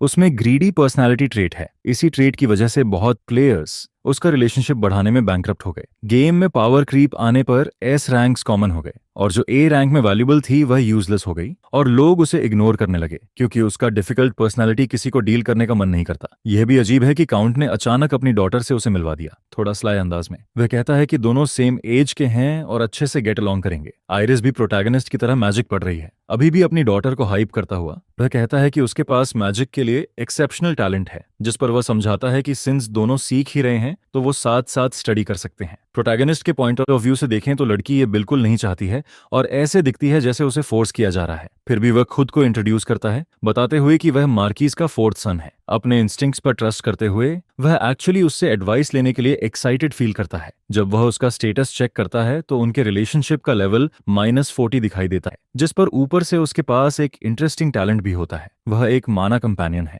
ओरिजिनल गेम में ये टैलेंट इंसेनली रेयर माना जाता है, सिर्फ 0.01% एस रैंक्स के पास ही था। तो शायद पर्पल हेयर्ड गर्ल के अंदर भी कोई नया पोटेंशियल निकलता है। उसकी ऑफुल पर्सनालिटी के बावजूद ये टैलेंट सब कुछ चेंज कर देता है। उसने लॉर्ड एबल और एडोल्फ के बारे में काफी सुना है, लेकिन प्रोटैगनिस्ट के बारे में कुछ भी नहीं, और वह उसे नीचे दिखाने की कोशिश करती है। वह कहती है कि वह सेकंड सर्कल में है, जबकि वह अभी फर्स्ट भी क्रॉस नहीं कर पाया है। यह सुनकर वह इरिटेट होता है, क्योंकि वह बचपन से ही अनप्लेजेंट रही है। लेकिन वह समझाता है कि उसे मैजिक सीखते हुए सिर्फ 3 मंथ्स हुए हैं। इतनी जल्दी सर्कल फॉर्म करना उसके रिकॉर्ड को बीट कर देता है, क्योंकि उसे इससे ज्यादा टाइम लगा था। फिर भी 13 साल की एज में स्टार्ट करना काफी लेट माना जाता है, क्योंकि ज्यादातर लोग 10 तक शुरू कर देते हैं। अगर वह उसे एक वाइनी कैट की तरह इमेजिन करे तो उसका अनोइंग एटीट्यूड टॉलरेट किया जा सकता है। वह बताता है कि उसने लेट स्टार्ट किया क्योंकि उसे पहले एक इलनेस थी और वह हाल ही में उसे ओवरकम कर पाया था, जिसे सुनकर वह तुरंत चुप हो जाती है, क्योंकि उसे पता है उस बैरियर को तोड़ना कितना मुश्किल होता है। उसका फादर बताता है कि उसे ओवरकम करने के लिए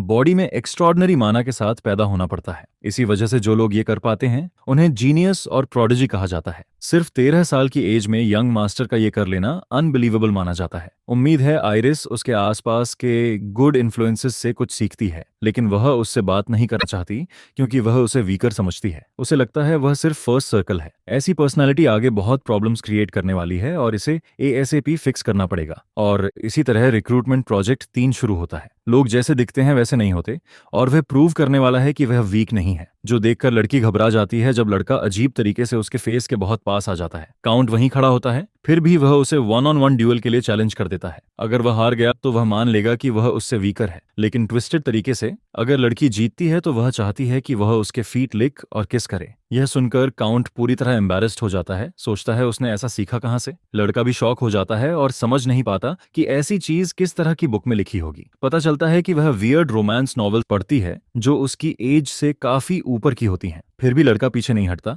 और कहता है कि अगर वह हार गया तो वह जो कहेगी वही करेगा। ये लाइन कॉन्टेक्स्ट के बाहर सुनकर काउंट और ज्यादा ऑकवर्ड हो जाता है। इसके बाद टर्म्स चेंज करते हुए लड़का कहता है कि अगर वह जीता तो फ्यूचर में वह उसका न्यू टीचर बनेगा, और साथ ही वह कभी भी लोअर रैंक वाले किसी पर्सन को इंसल्ट नहीं करेगी, उसे प्रॉमिस करना होगा। यह सुनकर वह और चिढ़ जाती है, क्योंकि उसे कॉन्फिडेंस है कि फर्स्ट सर्कल बिगिनर उसे हरा ही नहीं सकता। एम्बैरेस्ड होकर काउंट मानता है कि उसकी डॉटर में पर्सनैलिटी इश्यूज हैं, क्योंकि उसे बचपन से स्पॉइल किया गया है। अगर ऐसा ही चलता रहा तो फ्यूचर में उसे दुनिया में ट्रबल में पड़ना तय है।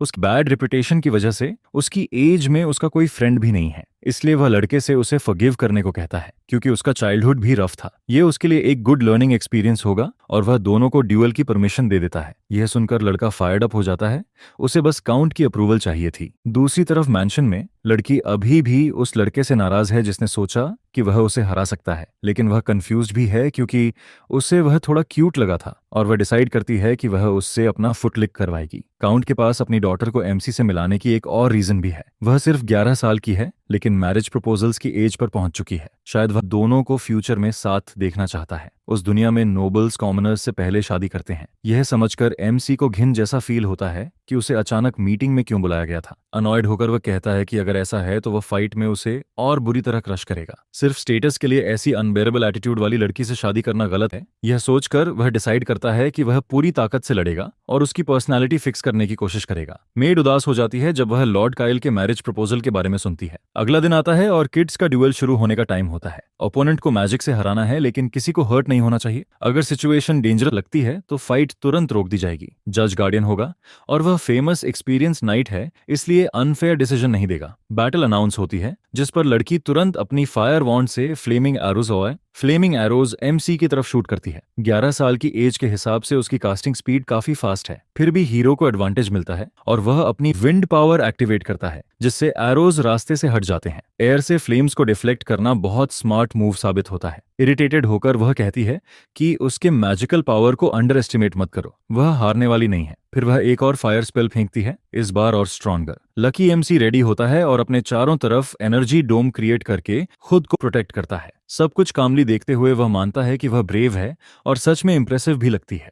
काउंटर अटैक करने के लिए वह एक एनर्जी रियूट शुरू करता है और उससे पूछता है क्या वह इसे ब्लॉक कर सकती है। यह सुनकर काउंट शॉक हो जाता है, क्योंकि उसे बिल्कुल एक्सपेक्ट नहीं था कि हीरो एक साथ 2 स्पेल्स कास्ट कर सकता है। ऐसा टेक्निक एक्सपीरियंस्ड मेजिस के लिए भी सुपर एडवांस्ड माना जाता है, और वह तो अभी लेवल 1 ही है। आखिरी सेकंड पर वह समहाउ शील्ड स्पेल एक्टिवेट कर देती है, जो उसे उस हिट से बचा लेता है जो फाइट खत्म कर देता। लेकिन उसका फायर अटैक हवा में अब्सॉर्ब हो जाता है, जिस पर वह घबराने लगती है और उसे जल्दी जल्दी और स्पेल्स कास्ट करने पड़ते हैं। तभी हीरो अचानक उसके बिल्कुल पास अपीयर होता है और अपना स्टाफ उसके फेस के सामने इंटिमिडेटिंग तरीके से पकड़ता है। ये बेसिकली फाइट का एंड बन जाता है और साफ प्रूव हो जाता है कि बेटर मेज कौन है। लड़का बहुत थ्रिल्ड फील करता है, जबकि लड़की शॉक में चुप रह जाती है जो अभी हुआ है। वह पहली बार फर्स्ट सर्कल मेज से हारने पर फ्यूरियस हो जाती है और चिल्लाकर कहती है कि यह सब लक था और विन काउंट नहीं होती। वह रीमैच चाहती है और बोलती है कि वह एक मोमेंट के लिए गुड शेप में नहीं थी। फिर भी हीरो मान जाता है, क्योंकि उसे पता है रिजल्ट अलग नहीं होगा। यह सुनकर पर्पल हेयर्ड गर्ल और ज्यादा एंग्री हो जाती है और कहती है कि इस बार वह जीतेगी। 5 राउंड्स गुजर जाते हैं और हर एक लॉर्ड काइल जीतता है। वह कितनी भी कोशिश करे,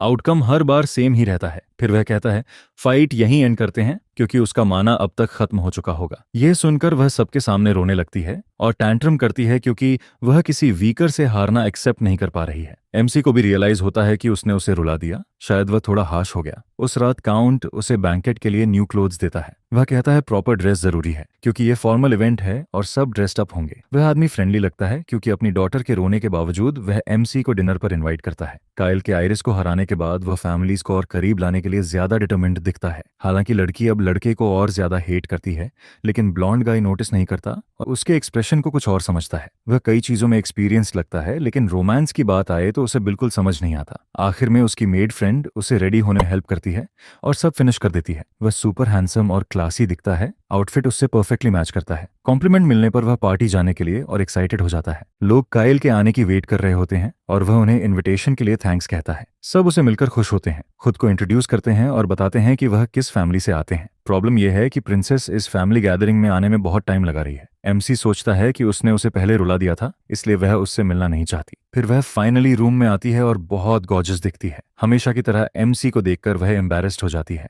और उसके साथ भी वही होता है। वह नहीं समझ पाता इतनी ब्यूटीफुल पर्सन के सामने कैसे बिहेव करे। यह अनएक्सपेक्टेड है, क्योंकि उसे लगा था उनकी फ्रेंडशिप हमेशा के लिए खराब हो गई। लड़की पहले से जानती थी कि वह गुड लुकिंग है, लेकिन ऐसे ड्रेसअप में वह और बेटर लगता है। अब सब बैठकर हाउस का डिलिशियस फूड खाने लगते हैं। एमसी आयरिस के पास बैठता है और अनश्योर रहता है कि उसे बैठना चाहिए या नहीं। जब वह अपना इंट्यूशन स्किल एक्टिवेट करता है तो नोटिस करता है उनका रिलेशनशिप लेवल थोड़ा बढ़ गया है। उसे समझ नहीं आता उसने कुछ किया भी नहीं, फिर भी फ्रेंडशिप 30 पॉइंट्स बढ़ गई। शायद उसके किसी ट्रेड की वजह से हुआ, इसलिए नेक्स्ट टाइम रेडी रहना अच्छा रहेगा। खुशी की बात यह है कि मील उसकी एक्सपेक्टेशन से ज्यादा प्लेजेंट रहता है। वह फैमिली के सामने काम बिहेव करती है और एरोगेंट नहीं बनती। तभी एक मोमेंट आता है जब वह अपने ओल्डर ब्रदर से पेपर पास करने को कहती है और एमसी तुरंत उसे पास रखा सॉल्ट शेकर दे देता है। उसी समय उनके हैंड्स टच होते हैं, जिस पर वह पूरी तरह फ्लस्टर्ड हो जाती है। दोनों समझ नहीं पाते कैसे रिएक्ट करें और एक दूसरे की आंखों में देखने से बचते हैं। रिलेशनशिप इंप्रूव होने के बावजूद लड़की का बिहेवियर समहाउ और ऑकवर्ड लगता है। अगले दिन एमसी को सरप्राइज विजिटर मिलता है जो उसके रूम में आ जाता है। वहां लेडी आइरिस खड़ी होती है और कामली कॉफी सिप कर रही होती है। वह डील निभाने आई है और प्रोटैगनिस्ट की स्टूडेंट बनने वाली है। उसे बहुत क्यूरियोसिटी है कि लेवल 1 होने के बावजूद उसकी मैजिक इतनी पावरफुल क्यों है। उसका मैजिक स्टाइल किसी बुक में नहीं मिला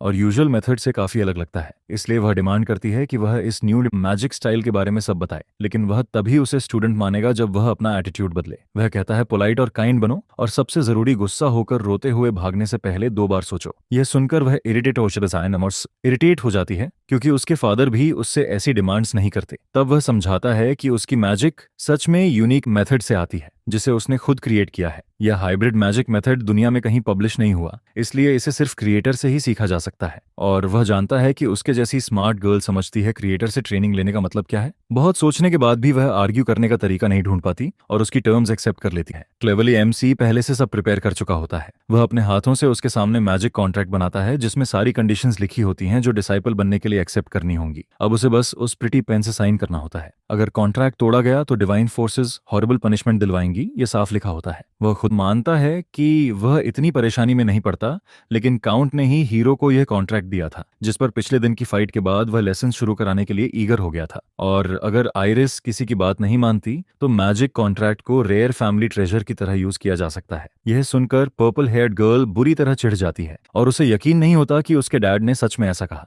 गुस्से में वह स्टॉर्म करके बाहर जाने लगती है और बोलती है कि वह जाकर उनसे ट्रूथ पूछेगी। लेकिन प्रॉब्लम यह है कि अगर वह कमरे से बाहर गई तो उनका कॉन्ट्रैक्ट कैंसिल हो जाएगा, और अगर ऐसा हुआ तो उसे मैजिक सिखाई नहीं जाएगी और दोनों फिर कभी नहीं मिलेंगे। अब उसके पास टाइम नहीं है। उसे डिसाइड करना है कि टर्म्स एक्सेप्ट करके ट्रेनिंग ले या कमरे से निकलकर एमसी को हमेशा के लिए छोड़ दे। चैप्टर 25 शुरू होता है और उसे जल्दी डिसाइड करना पड़ता है कि डॉक्यूमेंट साइन करेगी या नहीं। लड़का पेशेंस खो रहा होता है और वह ज्यादा देर तक उसका क्राइंग एक्ट टॉलरेट नहीं करेगा। उसका पोटेंशियल हाई है, फिर भी वह उसकी पर्सनैलिटी की वजह से गिव अप करने की सोचता है क्योंकि उसे रिलायबल एलाइज चाहिए, कोई ऐसा नहीं जिसे बार बार मनाना पड़े। काफी देर हेजिटेट करने के बाद वह मान जाती है और कहती है कि वह पेपर्स साइन करेगी। वह कॉन्ट्रैक्ट को टेबल पर पटकती है, अब भी स्पॉइल्ड गर्ल की तरह अनॉयड रहती है। लेकिन एमसी उसे वार्न करता है कि ब्लाइंडली साइन करने से पहले कंडीशंस पढ़ ले। वह समझाता है कि इस अरेंजमेंट में आइरिस स्टूडेंट होगी और वह टीचर होगा। पेपर पर 7 रूल्स लिखे होते हैं जिन्हें फॉलो करना जरूरी है। वह पनिशमेंट से इतनी नर्वस थी कि उसने नोटिस ही नहीं किया कि डिमांड्स काफी माइल्ड हैं,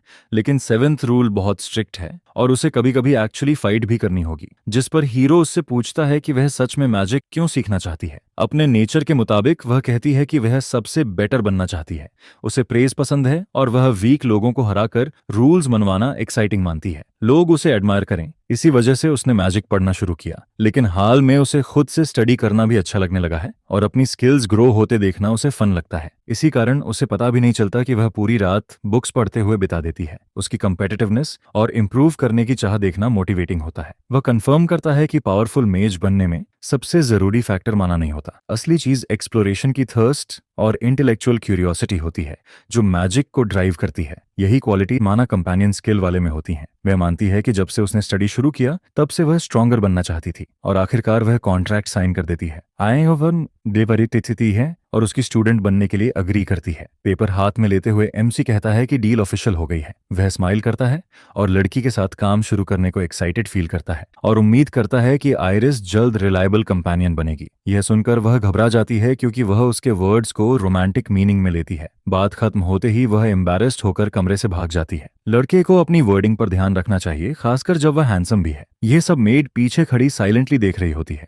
उसी रात एमसी पानी पीते हुए चोक हो जाता है जब उससे मैरिज के बारे में पूछा जाता है कि क्या वह सच में आइरिस से शादी करेगा। पूछने वाली एरियल होती है जो दिखाती नहीं लेकिन थोड़ी जेलस लगती है। वह समझाता है कि वह अभी 13 साल का है और शादी के बारे में सोचना भी नहीं चाहता। इरिटेटेड होकर कहता है कि उस टाउन में सब जल्दी शादी करने की हरी में है, दुनिया खत्म होने वाली है और लव वो वेडिंग के लिए टाइम नहीं है। यह सुनकर मेड समझ जाती है कि उसका मास्टर अभी इन सब के बारे में नहीं सोच रहा, कम से कम 18 होने तक तो नहीं। अचानक लड़की कहती है कि उसकी मॉम बहुत ब्यूटीफुल थी और जब वह बड़ी होकर रियल यंग लेडी बनेगी तो वह भी उतनी प्रीटी होगी। वह कमरे से निकल जाती है और लड़का अकेला रह जाता है, एम्बैरेस्ड और कंफ्यूज्ड कि अभी क्या हुआ। वह सोचता है उस जगह के किड्स काफी मैच्योर हैं और पहले से मैरिज की बातें सोचते हैं। जब वह बड़ी होगी तो और भी प्रीटियर लगेगी क्योंकि अभी भी वह गॉर्जियस है। फिर वह यूरियल की मदर के बारे में सोचने लगता है जो ओरिजिनली नोबल फैमिली से थी लेकिन स्लेव बनाकर बेच दी गई थी। उसके फादर और ब्रदर्स मर चुके हैं जबकि उसकी मदर और सिस्टर मिसिंग है। लड़की वरीड रहती है लेकिन गिल्ट की वजह से शायद अपने फ्रेंड से पूछ नहीं पाती। फिर लड़का डिसाइड करता है कि कभी वह इसकी इन्वेस्टिगेशन करेगा। कुछ दिन गुजरते हैं और फाइनली घर लौटने का टाइम आता है। आइरिस की फैमिली गेट पर एलिगेंट तरीके से गुड बाय कहती है। अजीब तरह से लड़की चाहती है कि टीचर कुछ और दिन रुक जाता। लकली अगले महीने वह प्रॉमिस्ड मैजिक सिखाने वापस आएगा। स्पॉइल्ड अंदाज में वह कहती है कि अगली बार वह दरवाजा भी नहीं खोलेगी, लेकिन यह कहते ही वह अचानक जमीन पर गिर जाती है और उसके पेट में इंटेंस पेन शुरू हो जाता है। यह मास्टर के रूल्स में से एक था, गुस्सा करने से पहले सोचो। उसका फादर उसे काम रहने को कहता है जब तक पेन कम न हो जाए। लेकिन कुछ काम नहीं करता और वह घंटों तक दर्द सहती है क्योंकि उसने स्पॉइल्ड बिहेवियर दिखाया। दूर खड़ा लड़का यह सुनता है और उसे यह सिचुएशन थोड़ी फनी लगती है क्योंकि इनडायरेक्टली उसे फायदा होता है। जैसे ही वह सिटी से वापस आता है उसे पता चलता है उसका ओल्डर ब्रदर उससे मिलने आया है, लेकिन कोई भी आने वाले ग्रेट फैमिन के ग्रेन स्टॉक पाइल्स के बारे में बात नहीं करता। समझदारी से वह अपने ब्रदर के इंस्टिंक्ट्स पर ट्रस्ट करता है। उसका भाई अपने पैसे से भी काफी सामान खरीद चुका होता है, लगभग 1000 गुना ज्यादा गुड्स जितना लड़के ने खरीदा था। अगर वह सारा पैसा खो भी दे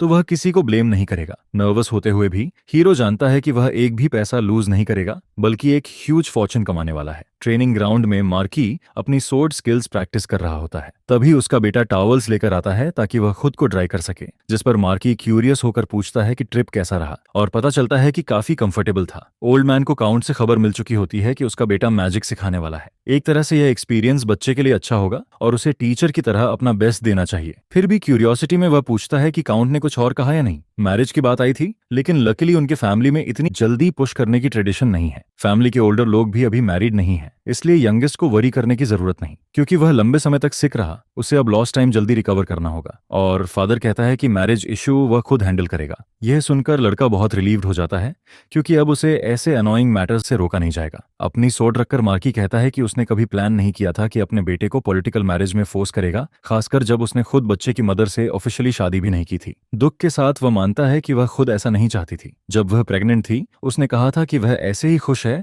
और कोई फॉर्मल चीज नहीं चाहती। उसे स्टेटस की टेंशन नहीं चाहिए थी और वह बस उसकी वुमन बनकर ठीक थी। उसके फ्रेंड्स भी उनके रिलेशनशिप को एक्सेप्ट करते थे, फिर भी उसे गिल्ट फील होता था और उसे सिचुएशन थोड़ा गलत लगता था। उसने कहा उसे फॉर्मल टाइटल की जरूरत नहीं, बस हस्बैंड और बच्चों का ख्याल रखना काफी है और आदमी का काम है उन्हें प्रोटेक्ट करना क्योंकि वह उनसे प्यार करता है। वह प्रॉमिस करता है कि वह ऐसा ही करेगा और अपना सारा प्यार देगा। अभी तक उसने अपने बेटे के लिए ज्यादा नहीं किया, लेकिन अब वह जितना हो सके सपोर्ट करेगा। वह यह भी प्रॉमिस करता है कि आगे से वह हर चीज में उसका साथ देगा। यह सुनकर यंग मैन शॉक हो जाता है क्योंकि वह ग्रम्पी ओल्ड आदमी अचानक सॉफ्ट सेंटिमेंटल डैड की तरह बिहेव कर रहा है। ऊपर से अगर एमसी किसी पावरफुल फैमिली की डॉटर से शादी करता है तो बड़ा कॉन्फ्लिक्ट हो सकता है। ओल्ड मैन फैमिली को सबसे ऊपर रखता है और ऐसे प्रॉब्लम्स अवॉइड करना चाहता है। अभी के लिए जरूरी है कि इनोसेंट किड एक्ट थोड़ा और चलता रहे। बात खत्म करते हुए वह कहता है कि उसे लाइब्रेरी में स्टडी करने जाना है। पूरा सीन ऑकवर्ड लगता है और लड़का उसे डैड तक नहीं बुलाता। पेंडेंट को देखते हुए वह सोचता है क्या वह वुमन अब भी रिजेंटमेंट रखती है। हॉलवे में चलते हुए एमसी अभी हुई बातों के बारे में सोचता है। उसे याद आता है कि उसे डंजन से मिले लूट का जिक्र करना चाहिए था। उसने अपने गार्डियन से कहा था कि जब तक वह एक्सप्लेन न करे मार्की को कुछ रिपोर्ट न करें। उसने पहले इस पर ज्यादा ध्यान नहीं दिया और अब वह फ्यूचर से बिना डरे लाइब्रेरी जाने लगता है। तभी कॉरिडोर में चलते हुए वह अचानक एक नोबल से टकरा जाता है। सामने फैमिली का थर्ड सन ड्यूक खड़ा होता है। अजीब बात यह है कि पिछली बार से वह ज्यादा ग्रोन लगता है। वह प्रोटैगनिस्ट से 2 साल छोटा है, लेकिन उसकी बॉडी एक नाइट जैसी है। र्यूमर्स हैं कि वह हाल ही में लो रैंक वॉरियर बना है। ड्यूक सरप्राइज हो जाता है क्योंकि उसने आखिरी बार सुना था कि उसका भाई कमरे से बाहर भी नहीं निकल सकता। लकीली वह रिस्ट्रिक्शन हट गई और उसकी कॉन्ट्रीब्यूशंस रिकॉग्नाइज हो गईं। लेकिन ड्यूक अब भी ट्रस्ट नहीं करता और इसे कोई स्कीम समझता है जिससे राइवलरी शुरू हो जाती है। थर्ड ब्रदर सच में एमसी से नफरत करता है क्योंकि उसकी मदर काइल को जन्म देते समय स्ट्रेस से मर गई थी। जब वह कमरे में आया उसने सिर्फ वुमन का कमजोर बॉडी देखा जो पूरी तरह ड्रेन्ड थी। काइल बस इतना कह पाया कि ओल्ड लेडी उससे पहले मर गई। यह सुनकर ड्यूक भड़क गया। वह उसे दीवार पर दे मारता है और लगातार गालियां देता है। उनकी मॉम काइल की वजह से हमेशा वरीड रहती थी क्योंकि वह ट्रबल करता रहता था। वह फाइट्स करता और घर से पैसे चुराकर फन करने जाता था जैसे कोई ब्रैट। ड्यूक कहता है कि उनकी मदर की मौत के लिए एमसी जिम्मेदार है। दोनों बहस करने लगते हैं। काइल खुद को डिफेंड करता है और कहता है कि वह टर्मिनली इल जैसा है और हर बात का ब्लेम उसी पर आता है। रोते हुए वह पूछता है कि उसे ऐसी वीक बॉडी के साथ दुनिया में लाया ही किसने। यह सुनकर ड्यूक और गुस्से में पंच मारता है। काइल जमीन पर गिर जाता है और उठ नहीं पाता। झुककर ड्यूक कहता है कि उसने मदर के जिंदा रहते गुस्सा रोका था, लेकिन अब नहीं। वह कहता है कि उसे काइल जैसा भाई इस लाइफ में तो क्या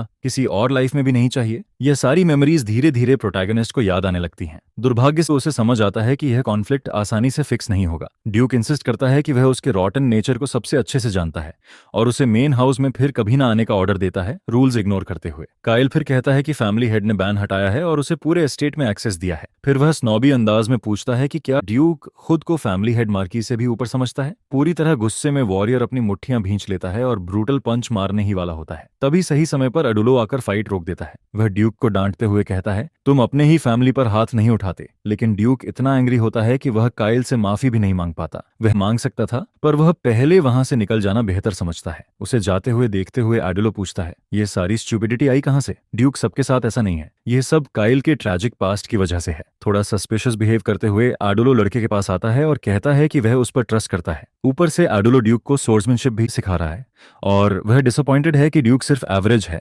जबकि काइल एक पावरफुल मेज है और उसमें ड्यूक से कहीं ज्यादा पोटेंशियल है, जैसे वह चेस खेल रहा हो। एडुलो कहता है कि अगर वह बीच में आया तो वह उसे बेंच भी कर सकता है। बात खत्म करते हुए काइल कहता है कि उसे स्टडी करने लाइब्रेरी जाना है और उसे शक है कि उसका भाई नॉर्मल वॉरियर नहीं बल्कि हिडन टैलेंट वाला इंसान है। एडुलो फैमिली की परवाह करने वाला नहीं है और वह सिर्फ उसे परेशान करने के लिए इतना एफर्ट नहीं करेगा। गेम में ड्यूक रिबेलियन में कभी सर्वाइव नहीं करता, चाहे कोई भी रोड चुना जाए। शायद उसके बारे में कोई सीक्रेट है जो किसी को नहीं पता। फिर स्टोरी एक शांत फॉरेस्ट के बीच बसे छोटे टाउन में शिफ्ट होती है। वहां गार्डियन हाथ में पैकेज लेकर घूम रहा होता है। वह कहता है कि काइल ने ट्रिप में अच्छा बिहेव किया और सबकी बात मानी, लेकिन मार्की जानना चाहता है कि रास्ते में कुछ और हुआ या नहीं। ये गार्डियन को मुश्किल में डाल देता है क्योंकि उसे समझ नहीं आता कि बताइए या सीक्रेट रखे। फिर भी वह लड़के के लॉयल रहते हुए कहता है कि बस कुछ छोटे मॉन्स्टर्स आए थे। गार्डियन बेटे के साथ ट्रैवल कर रहा था, इसलिए ओल्ड मैन हमेशा रिलैक्स रह सकता है। एक पल के लिए वह काइल की विश को फर्स्ट प्रायोरिटी देकर सीक्रेट छुपा लेता है।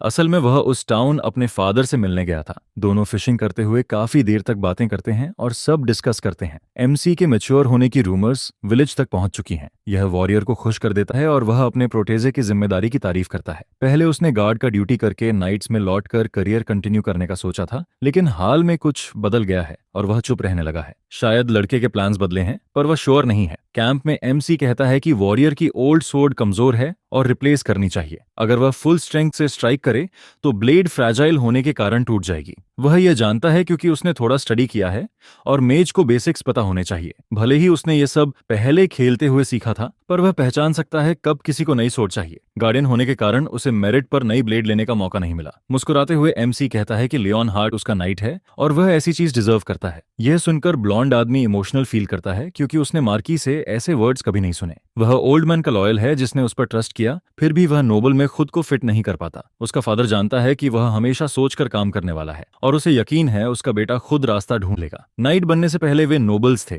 लेकिन ट्यूटर देने के पैसे नहीं थे। लकीली 15 की एज में वह स्किल से एकेडमी में घुस गया। अंदर से वह जानता है क्या करना है, बस अभी पूरी तरह समझ नहीं पाया। उन्हें चिंता नहीं करनी चाहिए क्योंकि मार्की पेमेंट मांगने वाला इंसान नहीं है। यह असेसमेंट सही है। वह लड़के का पर्सनल नाइट है और उसकी बहुत केयर करता है। तभी फिश हुक में फंसती है और खींचने लगती है। पैलेस में नाइट के समय एडोल्फ किसी बात से परेशान होता है। वह पूछता है क्या काइल ने nice brother recruitment offer accept किया। गार्डियन झूठ बोल देता है कि उसने एक्सेप्ट नहीं किया और कहता है उसे भी सरप्राइज हुआ कि एबल ने ऐसा ऑफर दिया। वह यह भी कहता है कि उससे ऐसी बात करना स्केरी था क्योंकि पहले कभी ऐसा नहीं हुआ। क्राइम बॉस के लिए ब्रदर बस फ्री लोडर है जो केयरिंग बनने का एक्ट करता है। जब काइल सिक था तब एबल ने उसकी एग्जिस्टेंस तक की परवाह नहीं की। एडोल्फ सोचता है और इरिटेट होता है कि उसका रिक्रूट लगभग छिन गया था। जेरोम के जाने के बाद वह आर्मी से ज्यादा स्ट्रेंथ खो नहीं सकता। फर्स्ट सर्कल का बच्चा ही सही, कुछ न होने से बेहतर है। लड़का जानता है कि उसके सिक रहने पर दोनों में से कोई भी उसके पास नहीं आया। अब एबल का पास आना साफ दिखाता है कि वह उसकी वैल्यू समझता है। इविल फोर्सेस को हराने और सरवाइव करने के लिए उसे उस सोर्ड्समैन फैमिली की पावर चाहिए। एडोल्फ सोचता है कि नेबरिंग टाउन के फार्म से इतना ग्रेन क्यों खरीदा जा रहा है। लोग बताते हैं लड़के ने मैजिक रिसर्च के लिए खरीदा, लेकिन उसे समझ नहीं आता नाइट ने भी क्यों खरीदा। वह दिखाता है कि उसे फर्क नहीं पड़ता और कहता है अच्छा है काइल मैजिक स्टडी पर फोकस कर रहा है। विलन के लिए यह अच्छा है कि बच्चा स्ट्रांग बने ताकि फ्यूचर में यूजफुल हो सके। बुक हाथ में लेते हुए वह कहता है कि उसे अब जाना होगा। यह सब डोर के पास खड़ी मेड क्रैक से देख रही होती है। अचानक डेजी आ जाती है और कहती है वह अपनी मर्जी से स्पाई नहीं बनी। वह बताती है उसकी फैमिली हॉस्टेज है और क्राइम बॉस बहुत हॉरिबल आदमी है। ज्यादा कुछ बोले बिना ओजियल उससे कहता है कि वह अब कभी काइल के सामने दिखाई ना दे। सच कहें तो मेड खुद को लकी समझती है कि उसका कोई फैमिली जिंदा नहीं बचा जिसे कोई उसके खिलाफ यूज कर सके। यह लाइन लड़की को अंदर तक हिला देती है और वह बस चुप रह जाती है। अब उसके पास उसका पेट और उसका लॉर्ड है, इसलिए उसे लगता है कि वह अब अकेली नहीं है बल्कि फ्रेंड से घिरी हुई है। उसे लगता है अपने मास्टर से मिसिंग फैमिली को ढूंढने के लिए कहना बहुत मुश्किल होगा और वह जानती है मार्केट में बेची गई औरतों के साथ क्या होता है। अगर काइल ने उसे नहीं बचाया होता तो वही उसकी हालत होती। उसका मेन गोल स्ट्रांग बनना है ताकि वह उन लोगों की इज्जत रख सके जिन्होंने उसे बचाया। छोटा लड़का अपना फायर स्किल ट्रेन कर रहा होता है और मेड दूर से देख रही होती है। वह स्ट्रॉ टारगेट पर फ्लेम ब्लास्ट्स मारता है। हिट इतना स्ट्रांग होता है कि टारगेट उड़ जाता है और अरीना में डेब्री फैल जाता है। उसका अटैक अब मैजिक के सेकंड सर्कल में है और उसकी प्रोफिशिएंसी 100% है। वह खुश होकर उसके पास आती है क्योंकि उसका फ्रेंड मैजिक ट्रेनिंग में पूरी मेहनत लगा रहा है, लेकिन उसे पेनिस नाम की सिटी में जाकर नया टैलेंट रिक्रूट भी करना है। ब्लॉन्ड गाय इरिटेट हो जाता है और उस सिटी में बिल्कुल नहीं रह जाना चाहता। वह जगह ड्रिंकिंग, गैम्बलिंग और उससे भी हैवी चीजों के लिए फेमस है। प्रियस एंटरटेनमेंट और प्लेजर का सिटी है जो लिमिट से बाहर है। पिछली बार जब एमसी वहां गया था, उसने कासिनो में गैम्बलिंग की, अपने सारे कपड़े हार गया और पीपल मार्केट में बिकने से पहले भाग गया। इस बार वह फन या गैम्बलिंग के लिए नहीं बल्कि दूसरे रीजन से जाना चाहता है, लेकिन गोल और भी खतरनाक है क्योंकि अरीना नो गो जोन माना जाता है। अनॉयड होकर वह काइल को मैंशन में रहने और सिटी में स्नीक न करने का ऑर्डर देता है। चालाकी से मेड सोचती है कि वह आदमी के सूप में मेडिसिन मिलाकर उसे सुला देगी। यह एमसी के लिए बड़ी प्रॉब्लम बन जाती है क्योंकि वह और टाइम वेस्ट नहीं कर सकता। उसके पास सिर्फ एक चांस है उस पर्सन की मूवमेंट सही से ट्रैक करने का। सायरन प्लेएबल प्रोटैगनिस्ट है और मेन कैरेक्टर होने के कारण उसके स्टैट्स बहुत अच्छे हैं। उसकी स्ट्रेंथ प्रूवन है और अगर एमसी उसे रिक्रूट कर लेता है तो ईविल के खिलाफ बड़ी मदद मिलेगी। प्रॉब्लम यह है कि वह लड़का कैसीनो सिटी के अंडरग्राउंड अरीना में है। एक तरफ अरीना के अनडिफीटेड चैंपियंस खड़े हैं और दूसरी तरफ डीमन सोर्ड के साथ उसका एंट्रेंस होता है। कोई बिलीव नहीं करता कि वह पतला सा बच्चा वही फेमस फाइटर है जिसके बारे में सब बात करते हैं। वह वीक दिखता है लेकिन सिर्फ सोर्ड से किसी को भी हरा देता है। कहते हैं वेपन छूते ही उसकी पर्सनालिटी बदल जाती है। वह सीधा लोगों पर चार्ज करता है और लोग साइको की तरह भागने लगते हैं। वह कहता है कोई जिंदा नहीं बचेगा और तुरंत एक को खत्म कर देता है। पूरा अरीना खून से भर जाता है और वह पूछता है अगला कौन है। टारगेट चुनकर वह सामने जो दिखता है उसे काटना शुरू कर देता है। जैसे एक्सपेक्टेड था, डीमन सोर्ड फिर एक इनसेन जीत हासिल करता है। उसके दिमाग में बस दूसरों को मारना और ज्यादा खून बहाना चलता है। अचानक वह सोर्ड गिरा देता है और मेंटली ड्रेन्ड होकर जमीन पर गिर जाता है। वह दिन भर केज में बंद रहता है और सब उसे देखते रहते हैं। वह बेहोश होने और मरने के करीब लगता है। लोग उसे खुद रिकवर होने के लिए छोड़ देते हैं क्योंकि उसका बॉडी अभी पूरी तरह डेवलप्ड नहीं है। सबके लिए शॉकिंग है कि इतनी छोटी एज का बच्चा सोर्ड इतना अच्छा चलाता है। उसकी स्टोरी अननोन है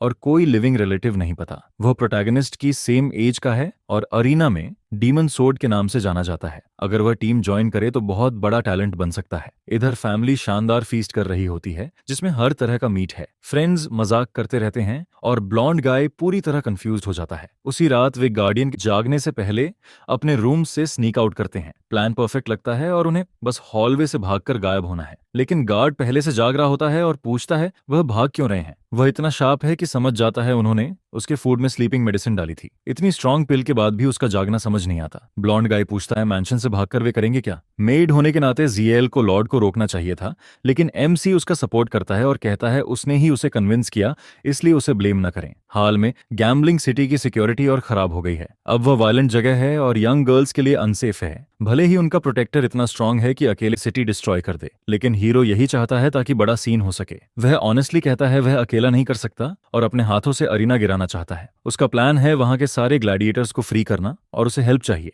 ये अचानक लगता है, लेकिन वह काफी समय से सोच रहा था और बच्चों को सफर करते नहीं देख सकता। यह सुनकर ब्लॉन्ड गाय एग्री करता है और उसे गुड कॉज मानता है। कुछ दिन बाद वे कसिनो के अंदर मिलते हैं। ब्लैक जैक टेबल पर एमसी रॉयल स्ट्रेट फ्लश मार देता है। एक के बाद एक हैंड जीतते हुए लॉर्ड लगातार टेबल पर जीतता जाता है। कसिनो में जाने से पहले ब्लॉन्ड गाय ने ईरियल को साथ आने नहीं दिया था। अनफॉर्चुनेटली वे सीधे अरीना नहीं जा सकते, उन्हें एनिमी को बाहर ल्यूर करना होगा। तब विकाउंट का बेटा आता है जिसका नाम चिरदा है। बहुत सारा पैसा लेकर वह मैक्स बेट के साथ एक अलग तरह का गेम खेलना चाहता है। हिंट समझते हुए एमसी पूछता है क्या यहाँ कोई ऐसा गेम है जो थोड़ा ज्यादा फन हो। फन मतलब खून और चीखें। और ठीक उनके खड़े होने की जगह से कुछ मीटर नीचे वही सब चल रहा होता है। एमसी का प्लान है पहले कुछ राउंड्स जीतकर अपने फ्रेंड को गुड मूड में लाना और आखिर में सब कुछ हार जाना। शराता थोड़ा अनईजी हो जाता है क्योंकि उसने रूमर सुने थे कि बच्चा बदल गया है, लेकिन नहीं, वह अभी भी वैसा ही है। काइल के आने की खबर फैल जाती है और विकाउंट को तुरंत पता चल जाता है। वह सोचता है शायद कुछ नहीं, वह बस गैम्बलिंग और पैसे उड़ाने आया है। तो चुराता अपने डैड को रीअश्योर करता है और कहता है कि वह खुद उसे